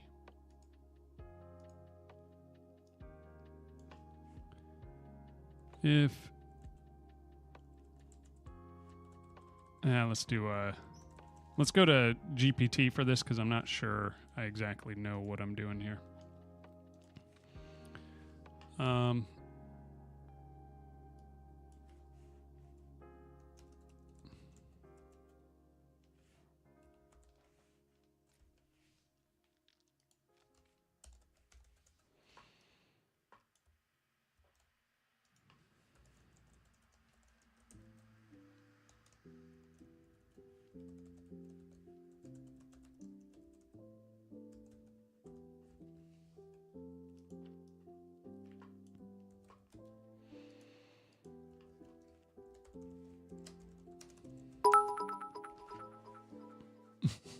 Me out, mout, me out.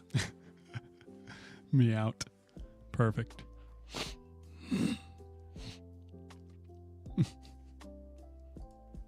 Have this code. I want it to add a tree where you click, or where your mouse is in the editor. Only if in editor mode. So raycast to the point where it meets the terrain 3D collider and place a random tree there. Let's see if this works. Let's see if it gives me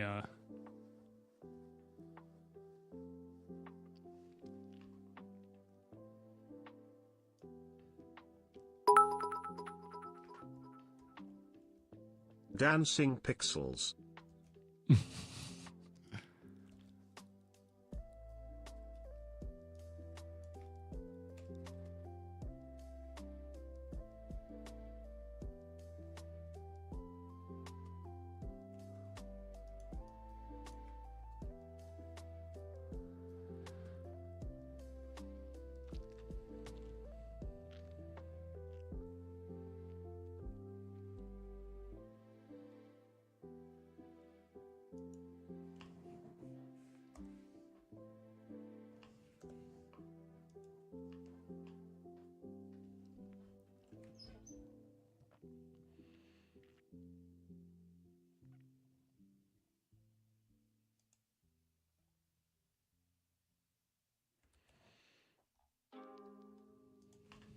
On the result variable line, it says assignment is not allowed inside expression. Let's see if it vibe codes its way out of this.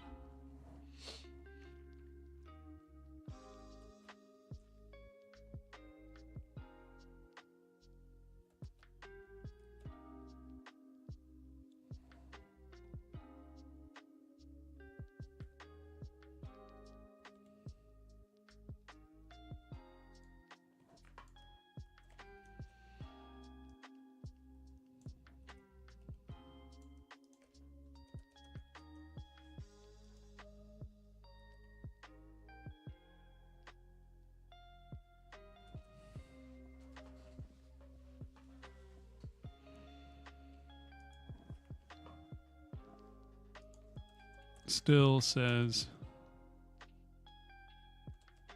the same error.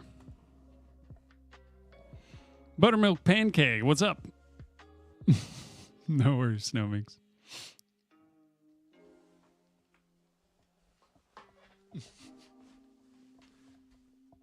Let's see here.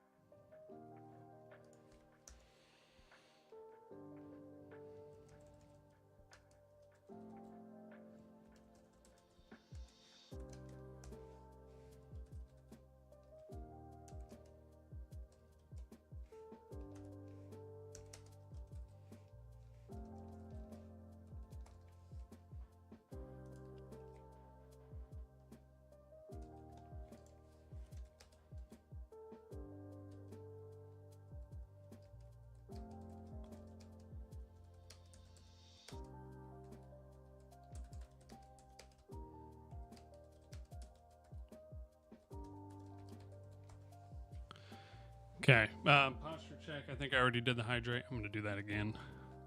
We will save and commit this code.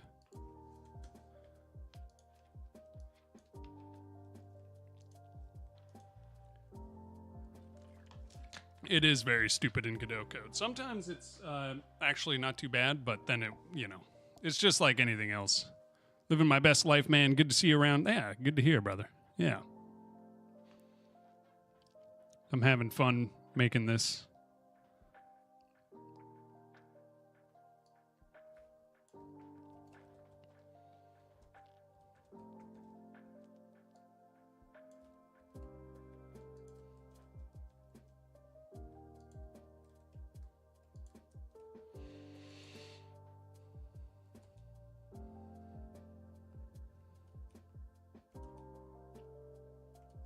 Okay, let's see if this works. I'm going to reload.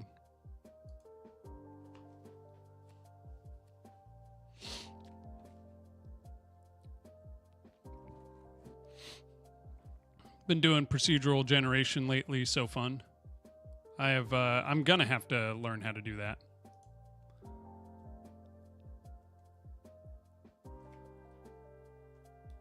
Oh.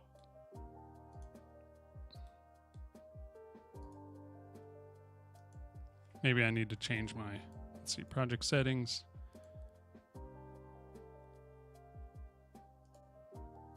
do a new one. Put it at like J.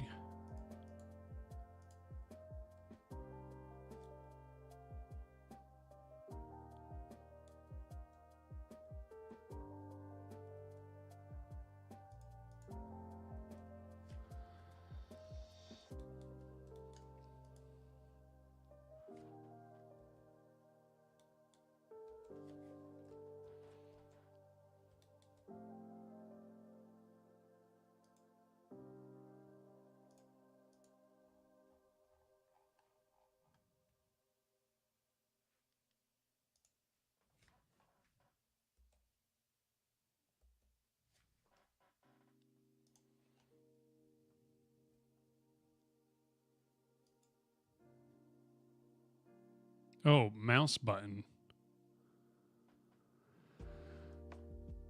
That's not what I want. Okay.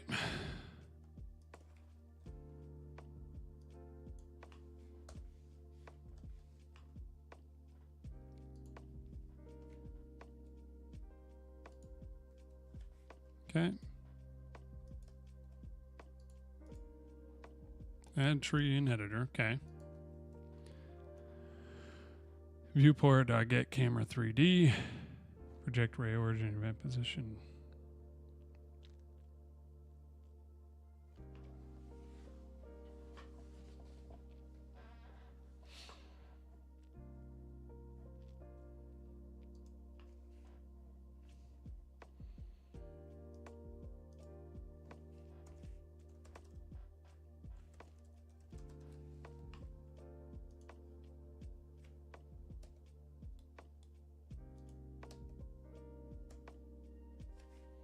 Okay.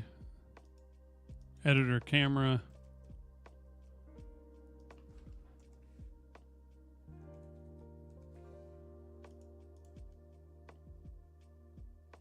Nope. If event.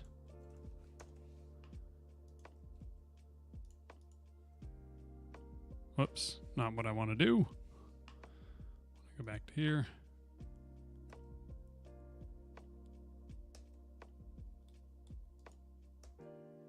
Okay, still nothing.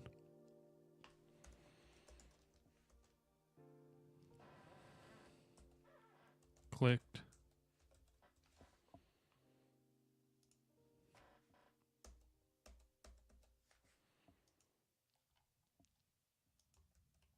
This is at tool, so it should be running.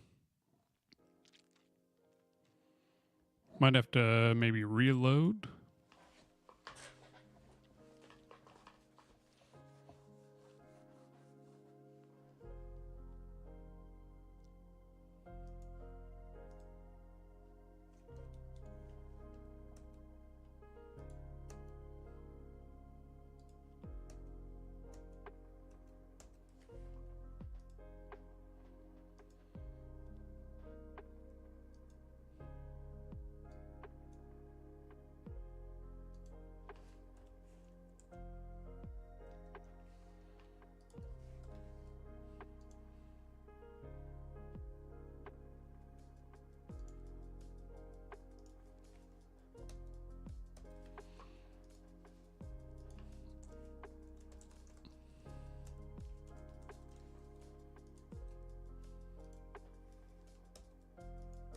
Okay.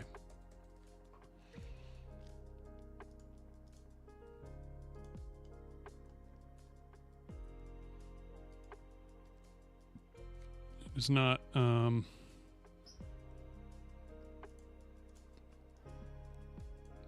or seeing the input.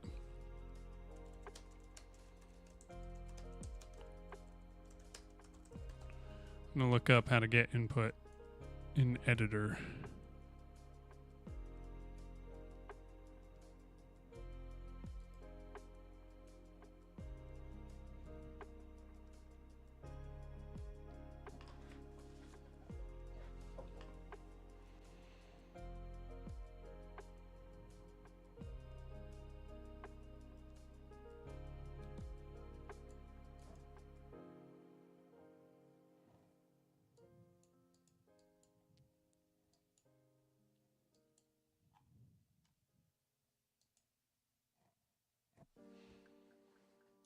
Maybe I do.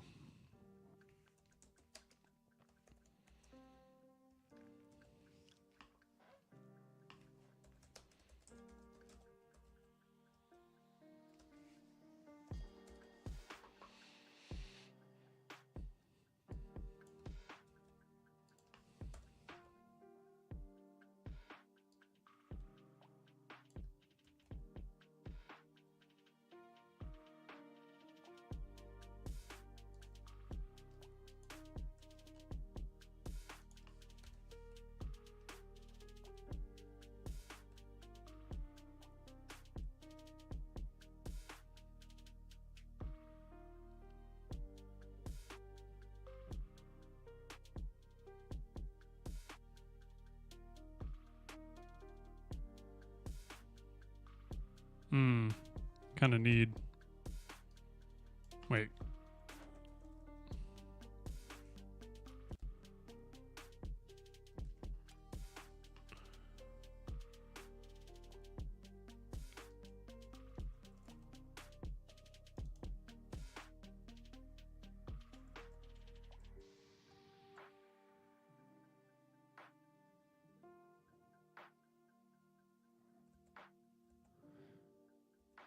Can I do this in the process? Let's see here.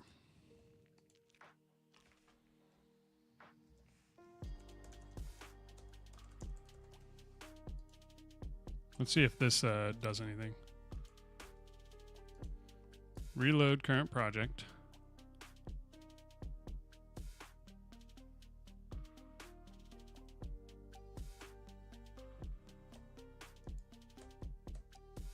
There is no output. Am I doing my tool wrong?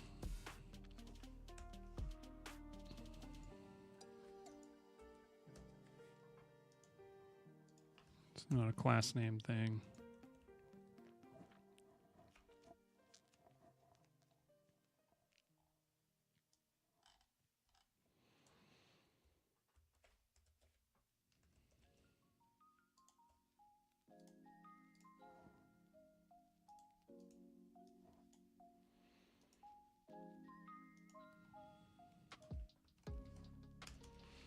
This is my code. Right now, the editor doesn't even register my inputs at all.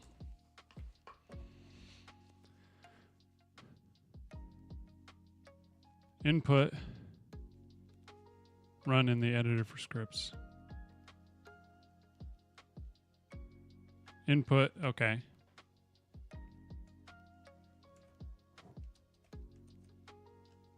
So we can use regular input. And then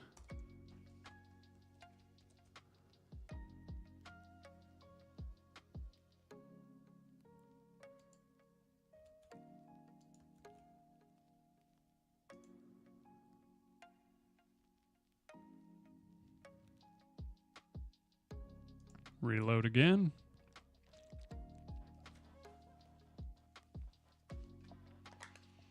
I like how quickly I just changed to an entirely different set of problems.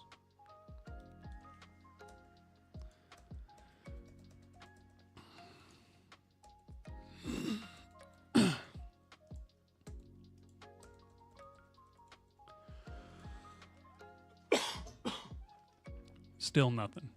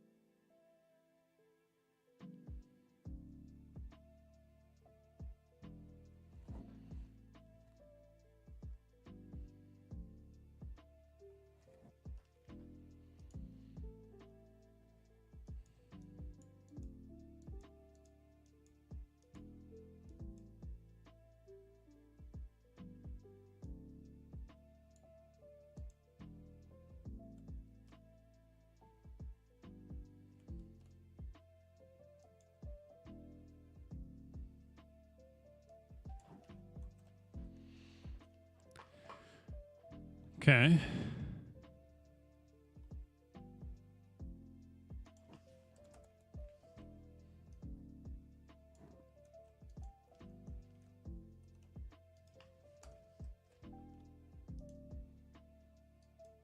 Let's see if I can get it to do some.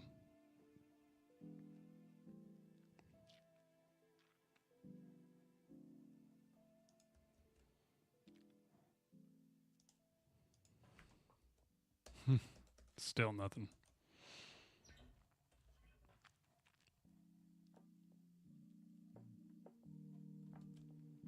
Node is selected.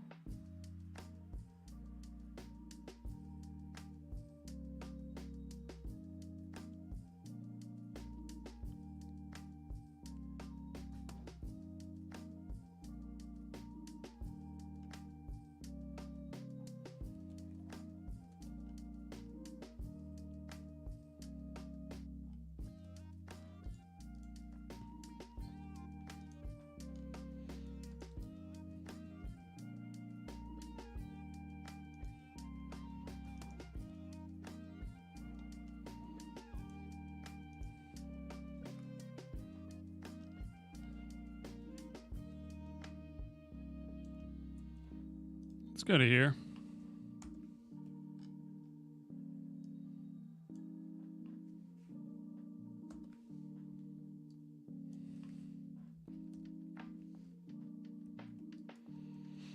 Oh, this also might need to be a load.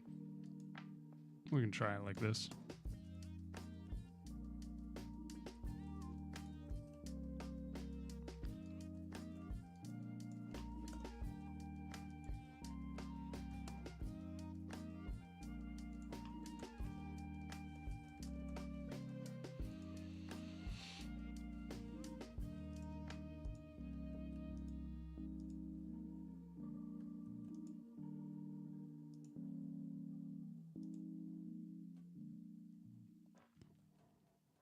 If this works, it would be incredible, but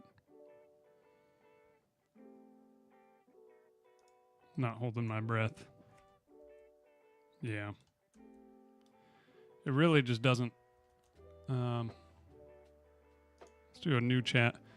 How can I capture input events like a key being pressed within the editor in Godot 4?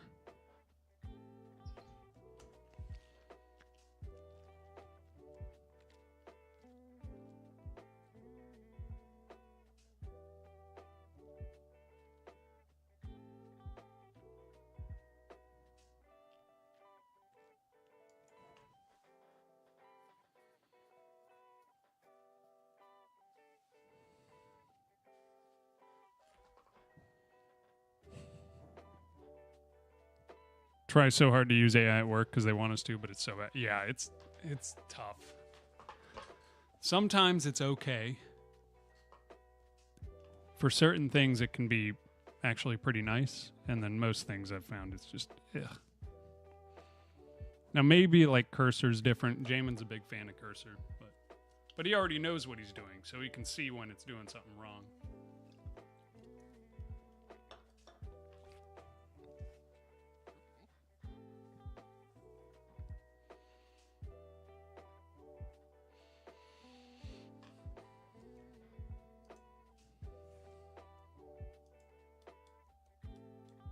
It's funny that I can't get any input.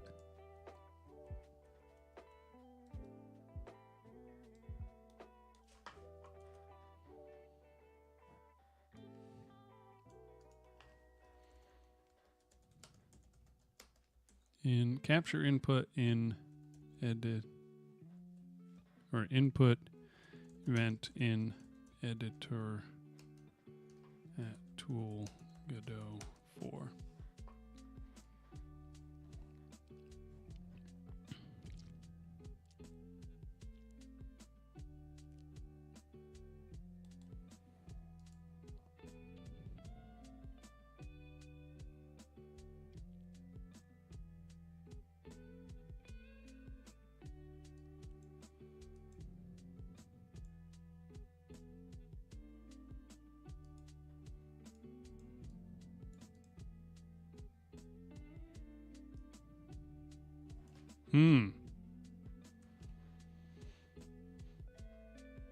This might be it.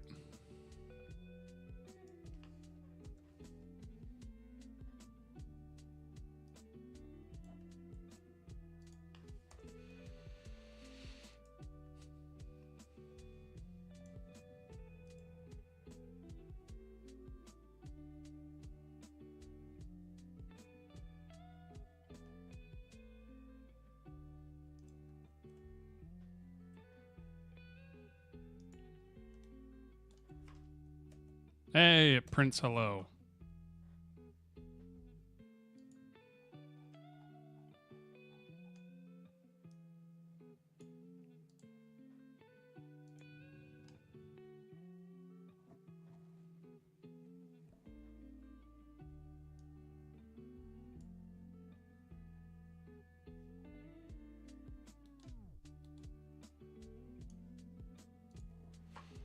Wife, wait. Think your boy gonna drop out of college in my sophomore year right now. Wife wants me to try and build something, either game, app, turn a profit.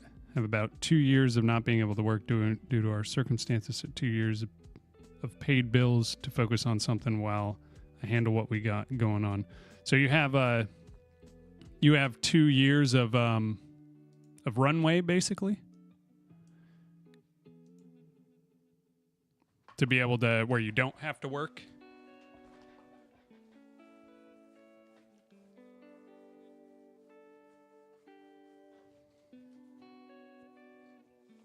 Because if you have that much time, could be something. I mean, that's kind of what I'm doing, except for I'm going from work to. I'll be doing a business instead, but I have enough time.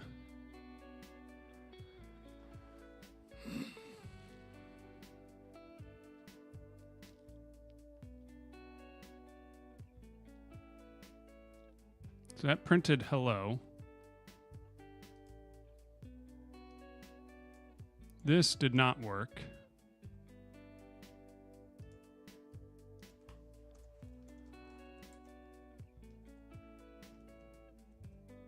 Oh wait, not process input.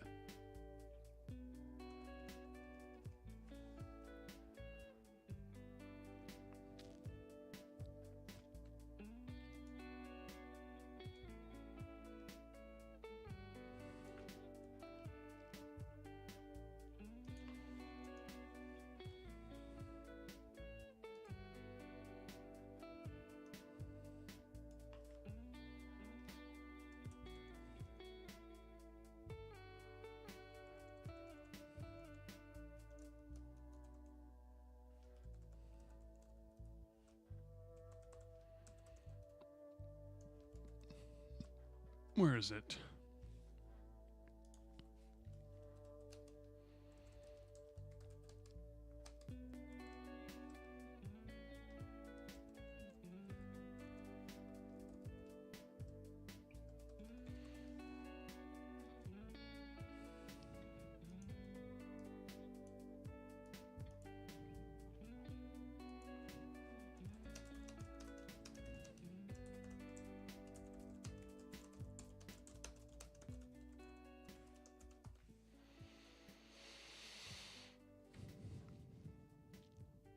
Computer science, but I'm 30, I have 3 kids, already have CompTIA A+.net, 4 years experience as front-end dev. So college was mainly a time filler. Oh, okay.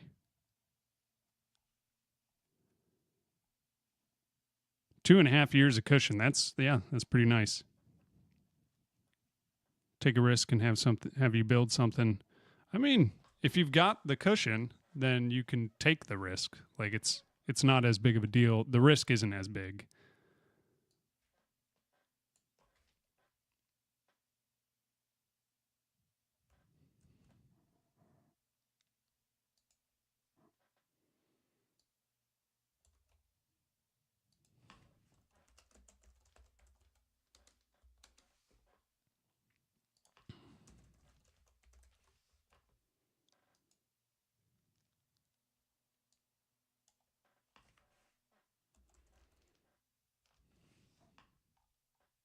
I think this might just work.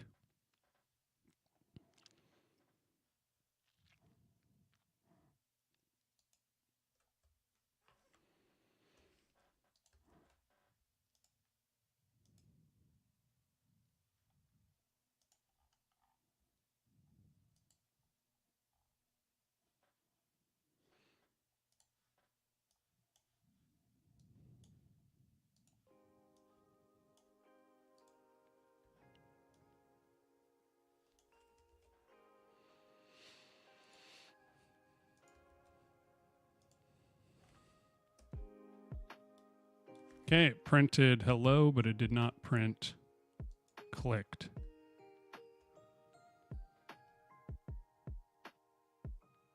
Oh, wait, no, we don't have the clicked thing.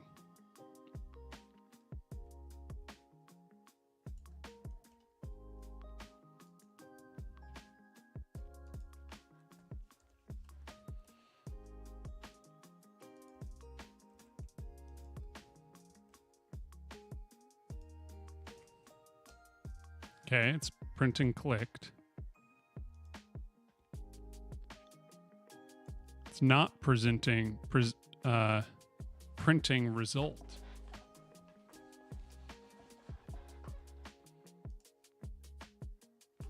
Goodness, don't want to start.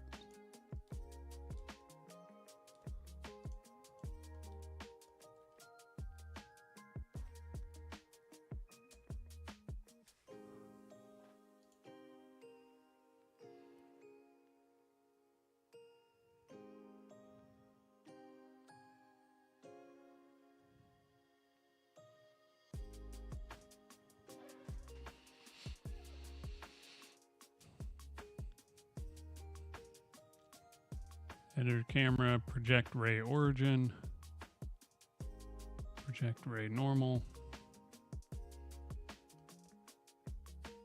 collision mask, terrain 3D. It's on 1.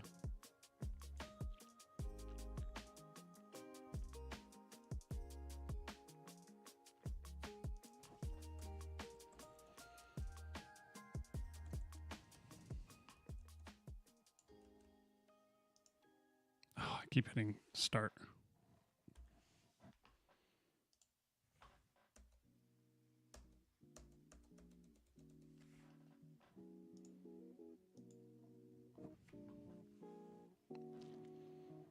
Hydrate. Some other stuff.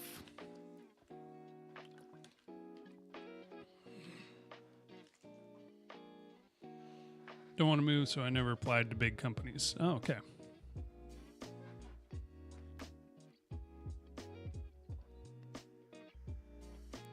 Think I might take the leap. She works and holds us down.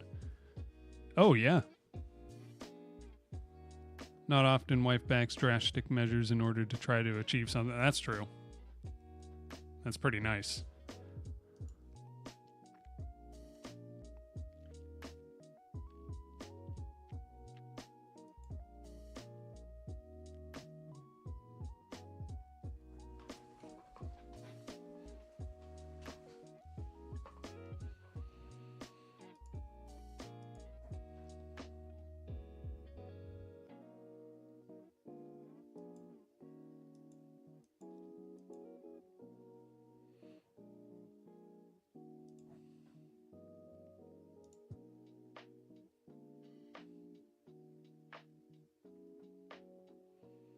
Bit 0, value 1, value 2.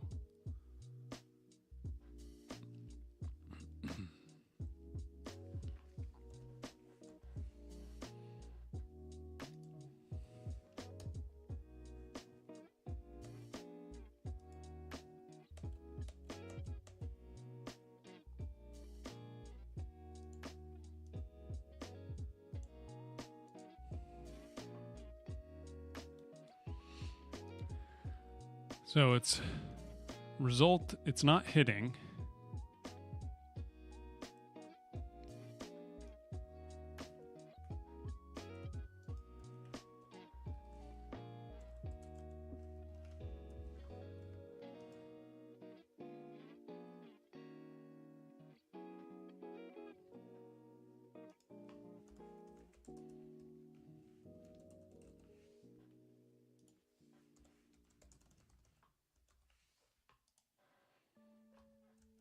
Let's see if these things update.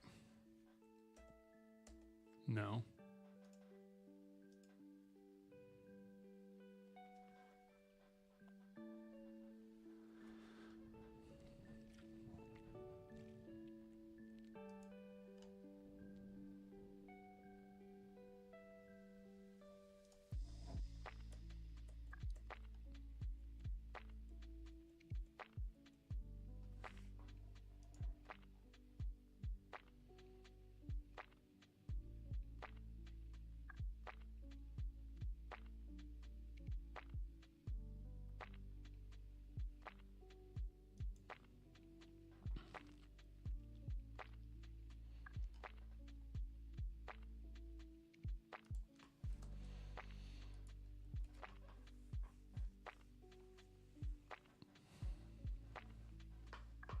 Do these just never get set?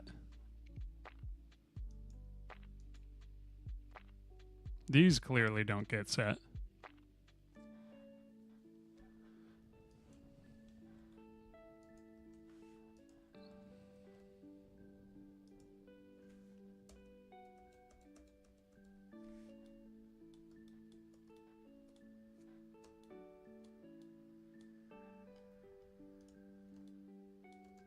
Also, now I can't use my shift.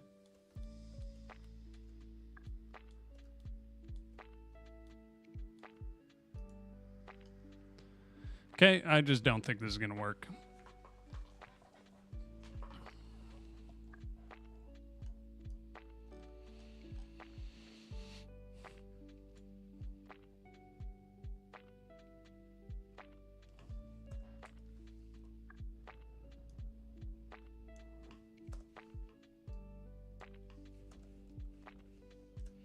Well, wasted some good time there. Basically, what I wanted to do is just be able to. Why can I still not shift? Okay.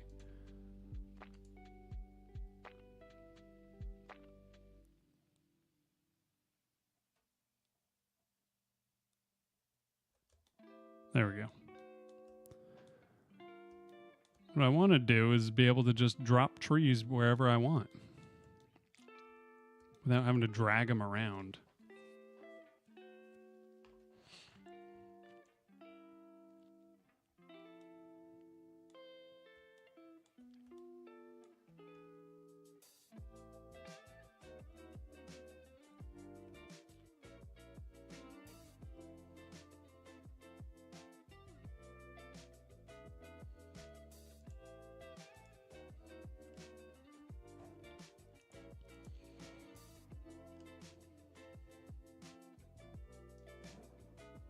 I'm going to have to end stream here, unfortunately, pretty soon. But before that,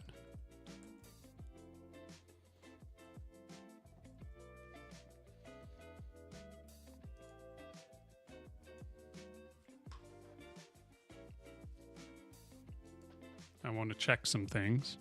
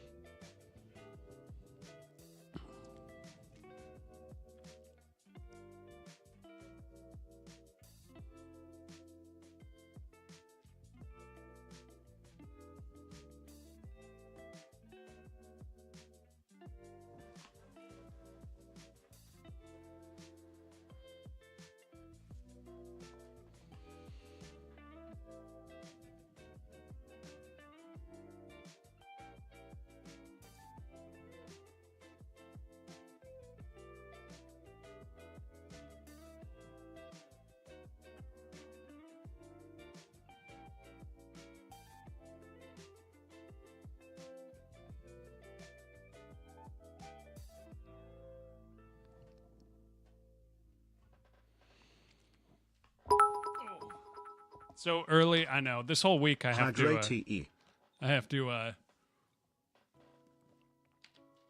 end streams early, and then sometimes I can come back. Today I'm pretty worn out, so I probably won't. But on this weekend, I know I'm going to go pretty hard.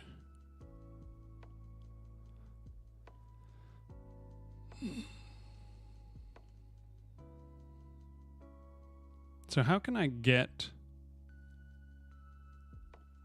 like how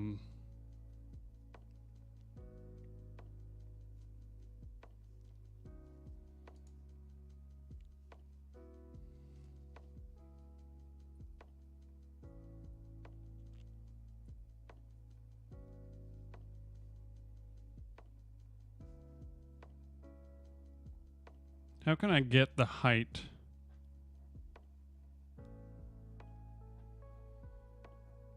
It was 1 hydrate, 4 more. Yeah, there might be some more coming. Give me a second here.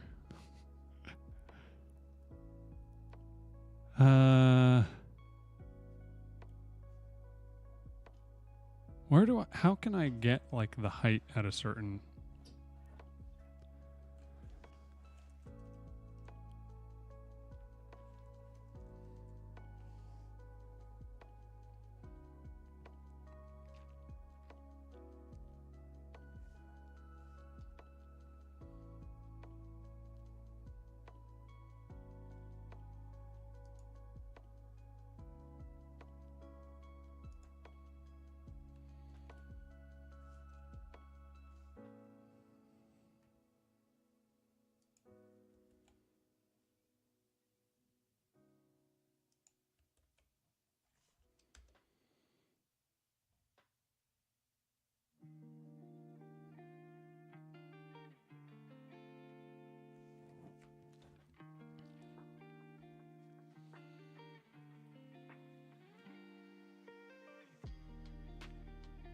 Raycast would work. The thing I'm trying to do is something like...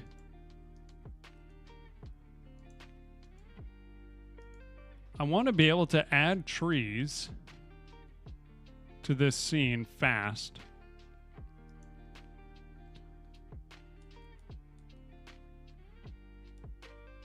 Well, let me see here. If I... Let's say I just go here and I just drag trees in.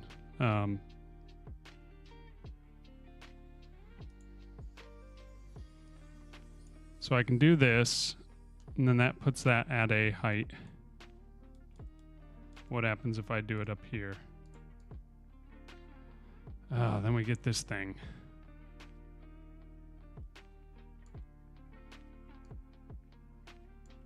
And it's so annoying and slow.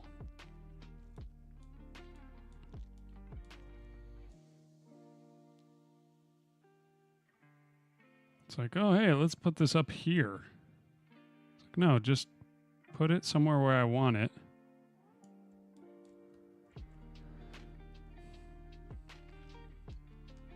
What happens if I go into here, into Terrain 3D, and I drag one in?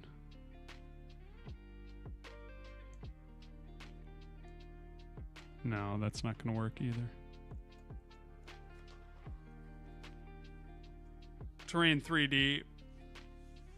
The problem is I need to be able to have collision and stuff. Terrain 3D doesn't support that. I just want these to be regular tree scenes with all of their aspects baked in and be able to drop them around or even just click, better yet, just click and add them. But the in-editor like tooling script didn't seem to want me to do that.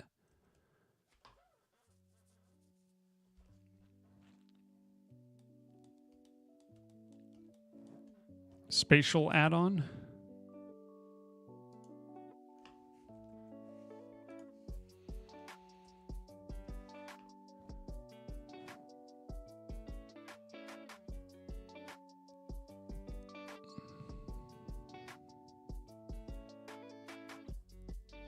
Does this spatial add-on thing allow for full scenes that like I can cut down the tree and do all of that? Oh, did I just spell it wrong?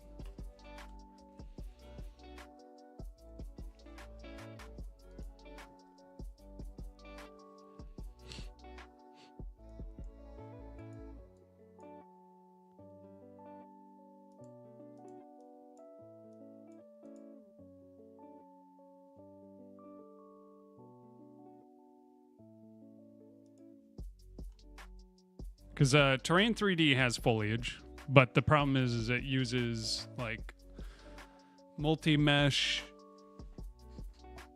and it can't have collision and all this stuff. Which would it be the same here? Didn't try with Terrain 3D. Let me check here.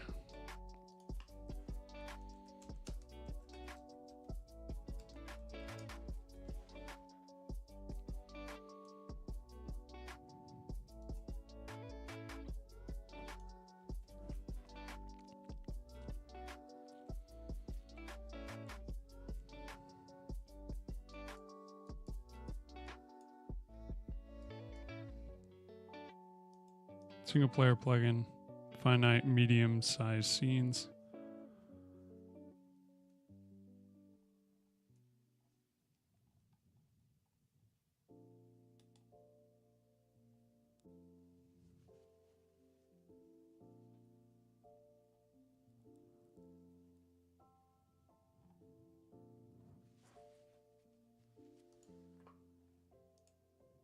Welcome to the Spatial Gardener tutorial for Godot, a plugin for painting plants and props in your levels. I'll teach you how to add a gardener to your scene, how to set up a plant mesh and configure its placement settings, how to paint, erase, and update your plants, and what kind of optimization this plugin uses. You'll be using this playground scene as a testing ground, and by the end of this tutorial, I encourage you to share your own experience here, on my Discord, or on GitHub. There's two parts to this. Quick start tutorial, and it should have Godot engine and GitHub. Copy of Godot's issue, it's probably re-inputting the assets and should be settings, plug. Project comes with two demo scenes as default in project with auto-generated static physics bodies. Okay, wait, let's see here. To work with the gardener, you'll need to level geometry with collision. Here we have an island and two buildings with auto-generated static physics bodies. Take a look at their collision layers. First layer, gameplay, is used for game collisions such as interaction with the player. The second, painting, is reserved for foliage painting. Notice how landscape interacts with this layer, but buildings do not. I assume you don't want to paint on buildings, but it's really up to your artistic choice. Okay. Go to Scene Tree and add a node called Gardener. It will handle the entire drawing process. Every gardener maintains a subtree of nodes that are essential for its functionality. You can have however many gardeners you need, but you should not add or remove any descendants. Select your gardener and choose its working directory. All your plants and brushes will be saved here. Now choose collision layers that our gardener interacts with. Disable gameplay layer and enable painting. Now we can paint on landscape objects, but ignore buildings. Because of some engine quirks, you can see a transform gizmo of your gardener. It can't be hidden, but it will ignore all your inputs. Instead, your mouse will control a foliage brush. Now to the gardener panel. Top side is for brush settings, everything else is for plants. In the middle there is a box with you'll see a list of all its properties. To paint a plant, you mostly need only two basic things, a mesh and a desired density. For the mesh, LED variant is what you'll use. A bit of theory first. For plants to look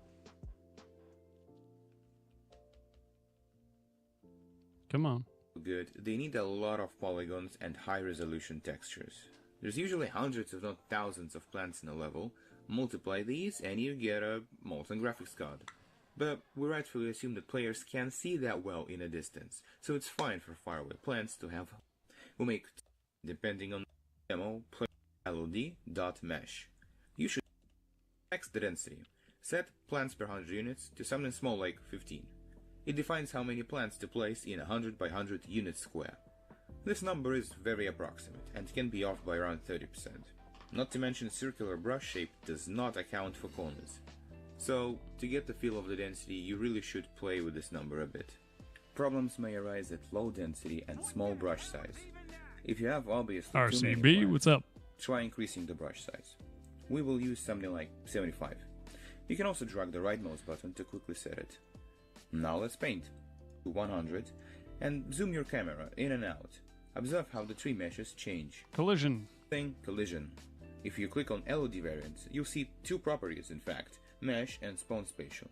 Spawn spatial can be any spatial scene you'd like. In our case, it will be a pre-made static physics body.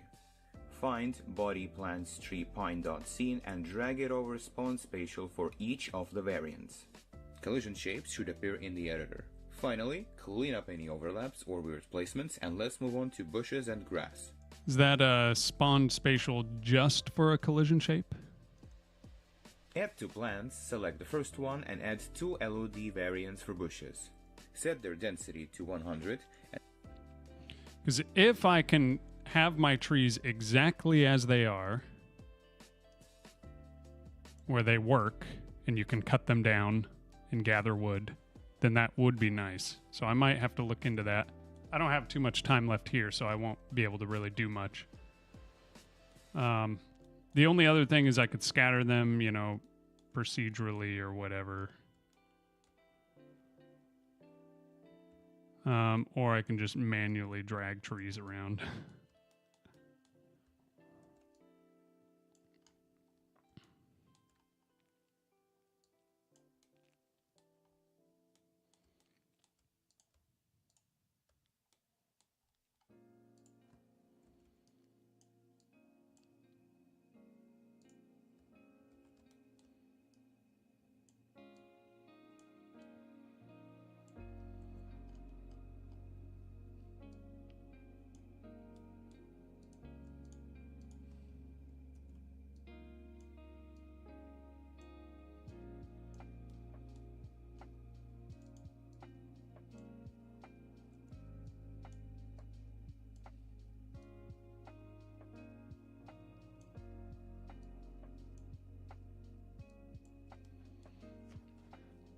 I think you can add any node 3D to spawn spatial, but I used it a year ago. Okay.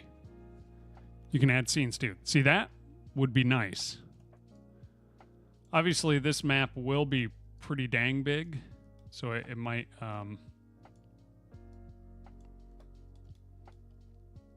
I would also have to rework it because I wouldn't want two meshes showing up. So I'd just remove one from my scene.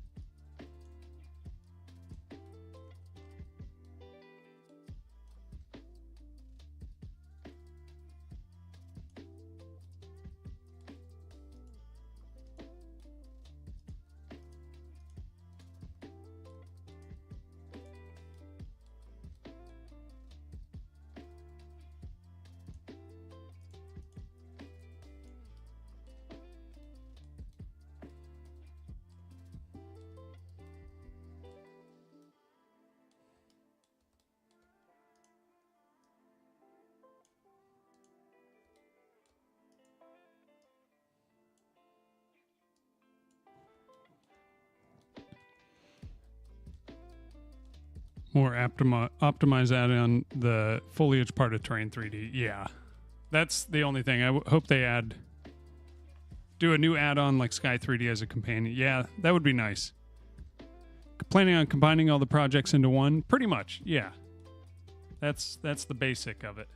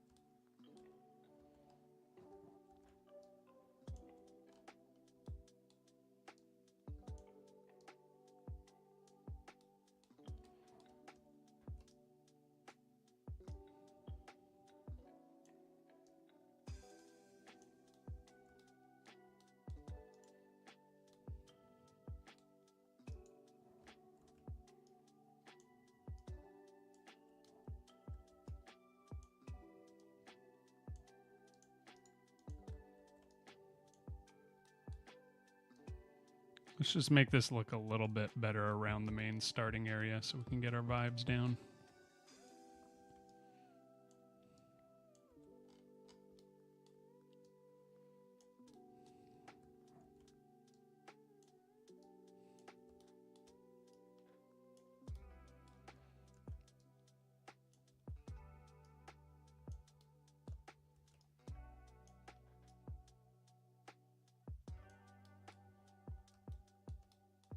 The other thing that would help is adding the walking mountains in.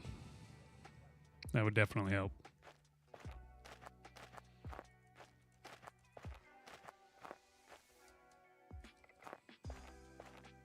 Yeah, it still obviously looks bare.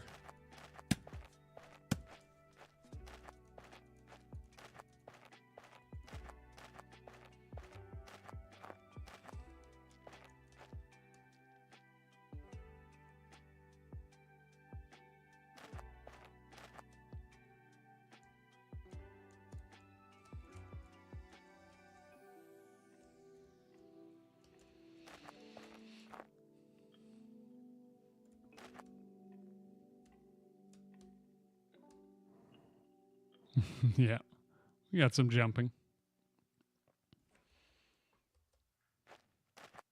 Okay, let's build by the moonlight.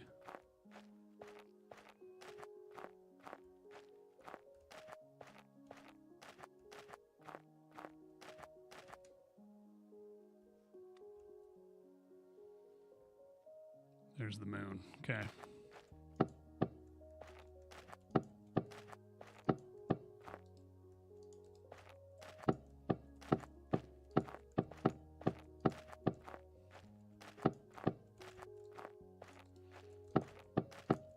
The only problem is there is it's like absolutely dark in there. Is there a way I can just have an ambient light? Maybe with Sky 3D, I could do ambient.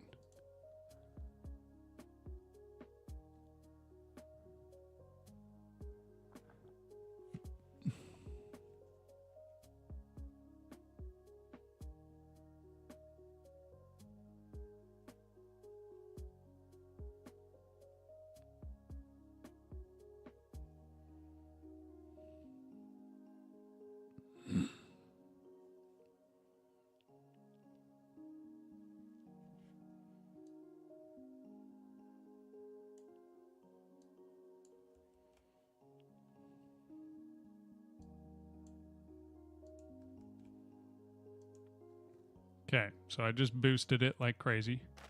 There's now a ton of ambient light. Does this allow me to then build?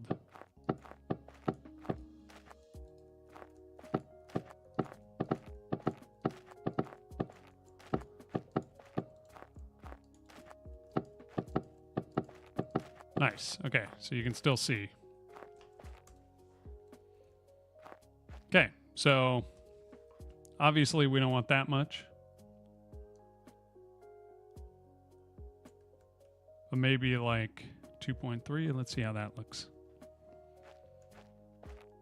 Still have shadows.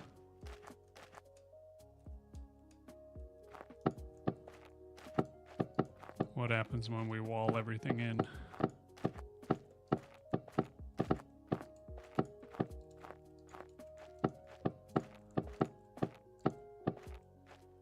Okay.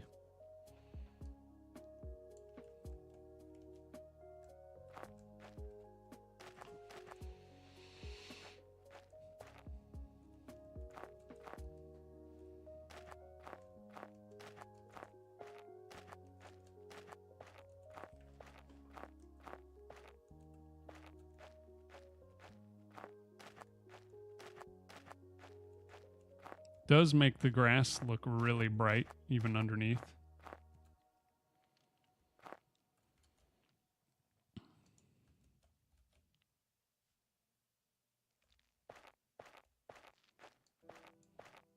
Because the nights are bright. That's great. It's just when you're in the shadow.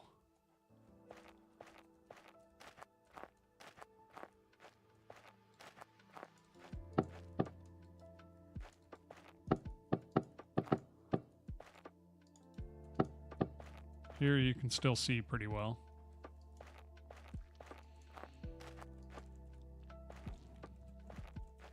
Sky 3D free? Yeah.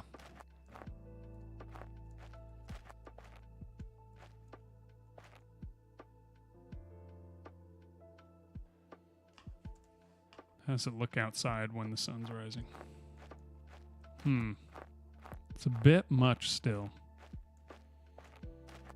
It's going to be kind of hard to do this correctly.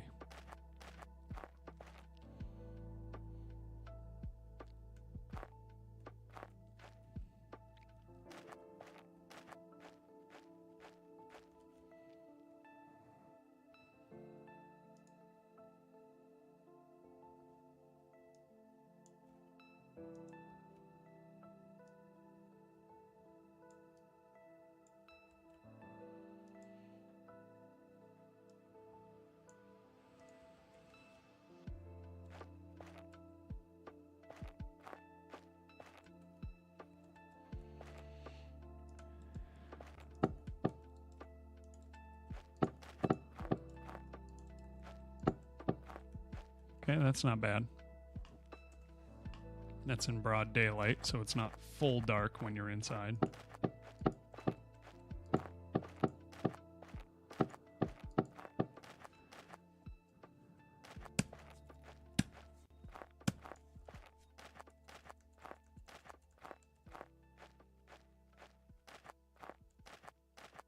And when you go into here, sunset, doesn't take too long before things start getting bright again.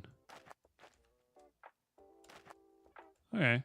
I mean, this will work for now.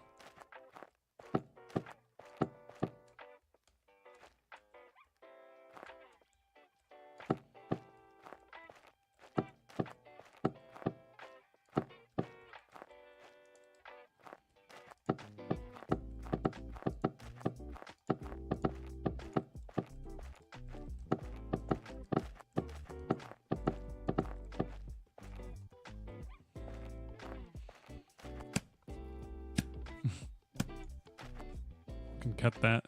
Build animation is cool. Yeah, I really like that.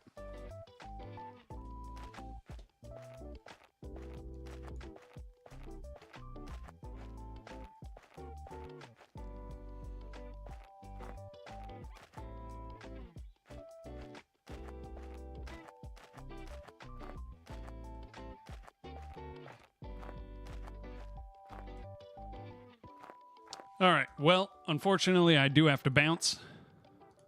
Glad we got a little bit of the vibes there.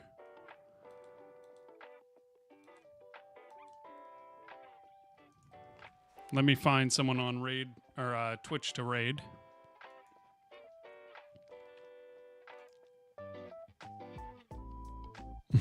Wrong keyboard. Yeah, we will see you all later. Let me find someone real quick. Oh, it looks like Air End is on. Thanks for the stream. Thank you for being here, Snowminx, as always. And you too, Thoughty. As well as RCB. Buttermilk. Who else was here? Chromo. Dancing Pixels. Bear. Hello Lunch. Pretty sure someone else was here. Chat doesn't scroll up that far. Who am I missing, though? Well, I'm pretty sure New Jank stopped by earlier. Anyway, same within the YouTube chat. Minecraft Memer, thank you for being here. SSDD, thank you for being here. RCB, thank you for the stream. Hey, thanks for being here, brother. Appreciate you. I'll send you over now. Have a good one. Peace out. We'll see y'all tomorrow. Yeah, should be able to tomorrow. And then this weekend, I'm hoping to do some earlier in the day streams as well. So, but yeah, peace out. I'll send you over now. Well, let me pull up a stream first. All right, take it easy. Bye. And for those of you in the YouTube chat, have a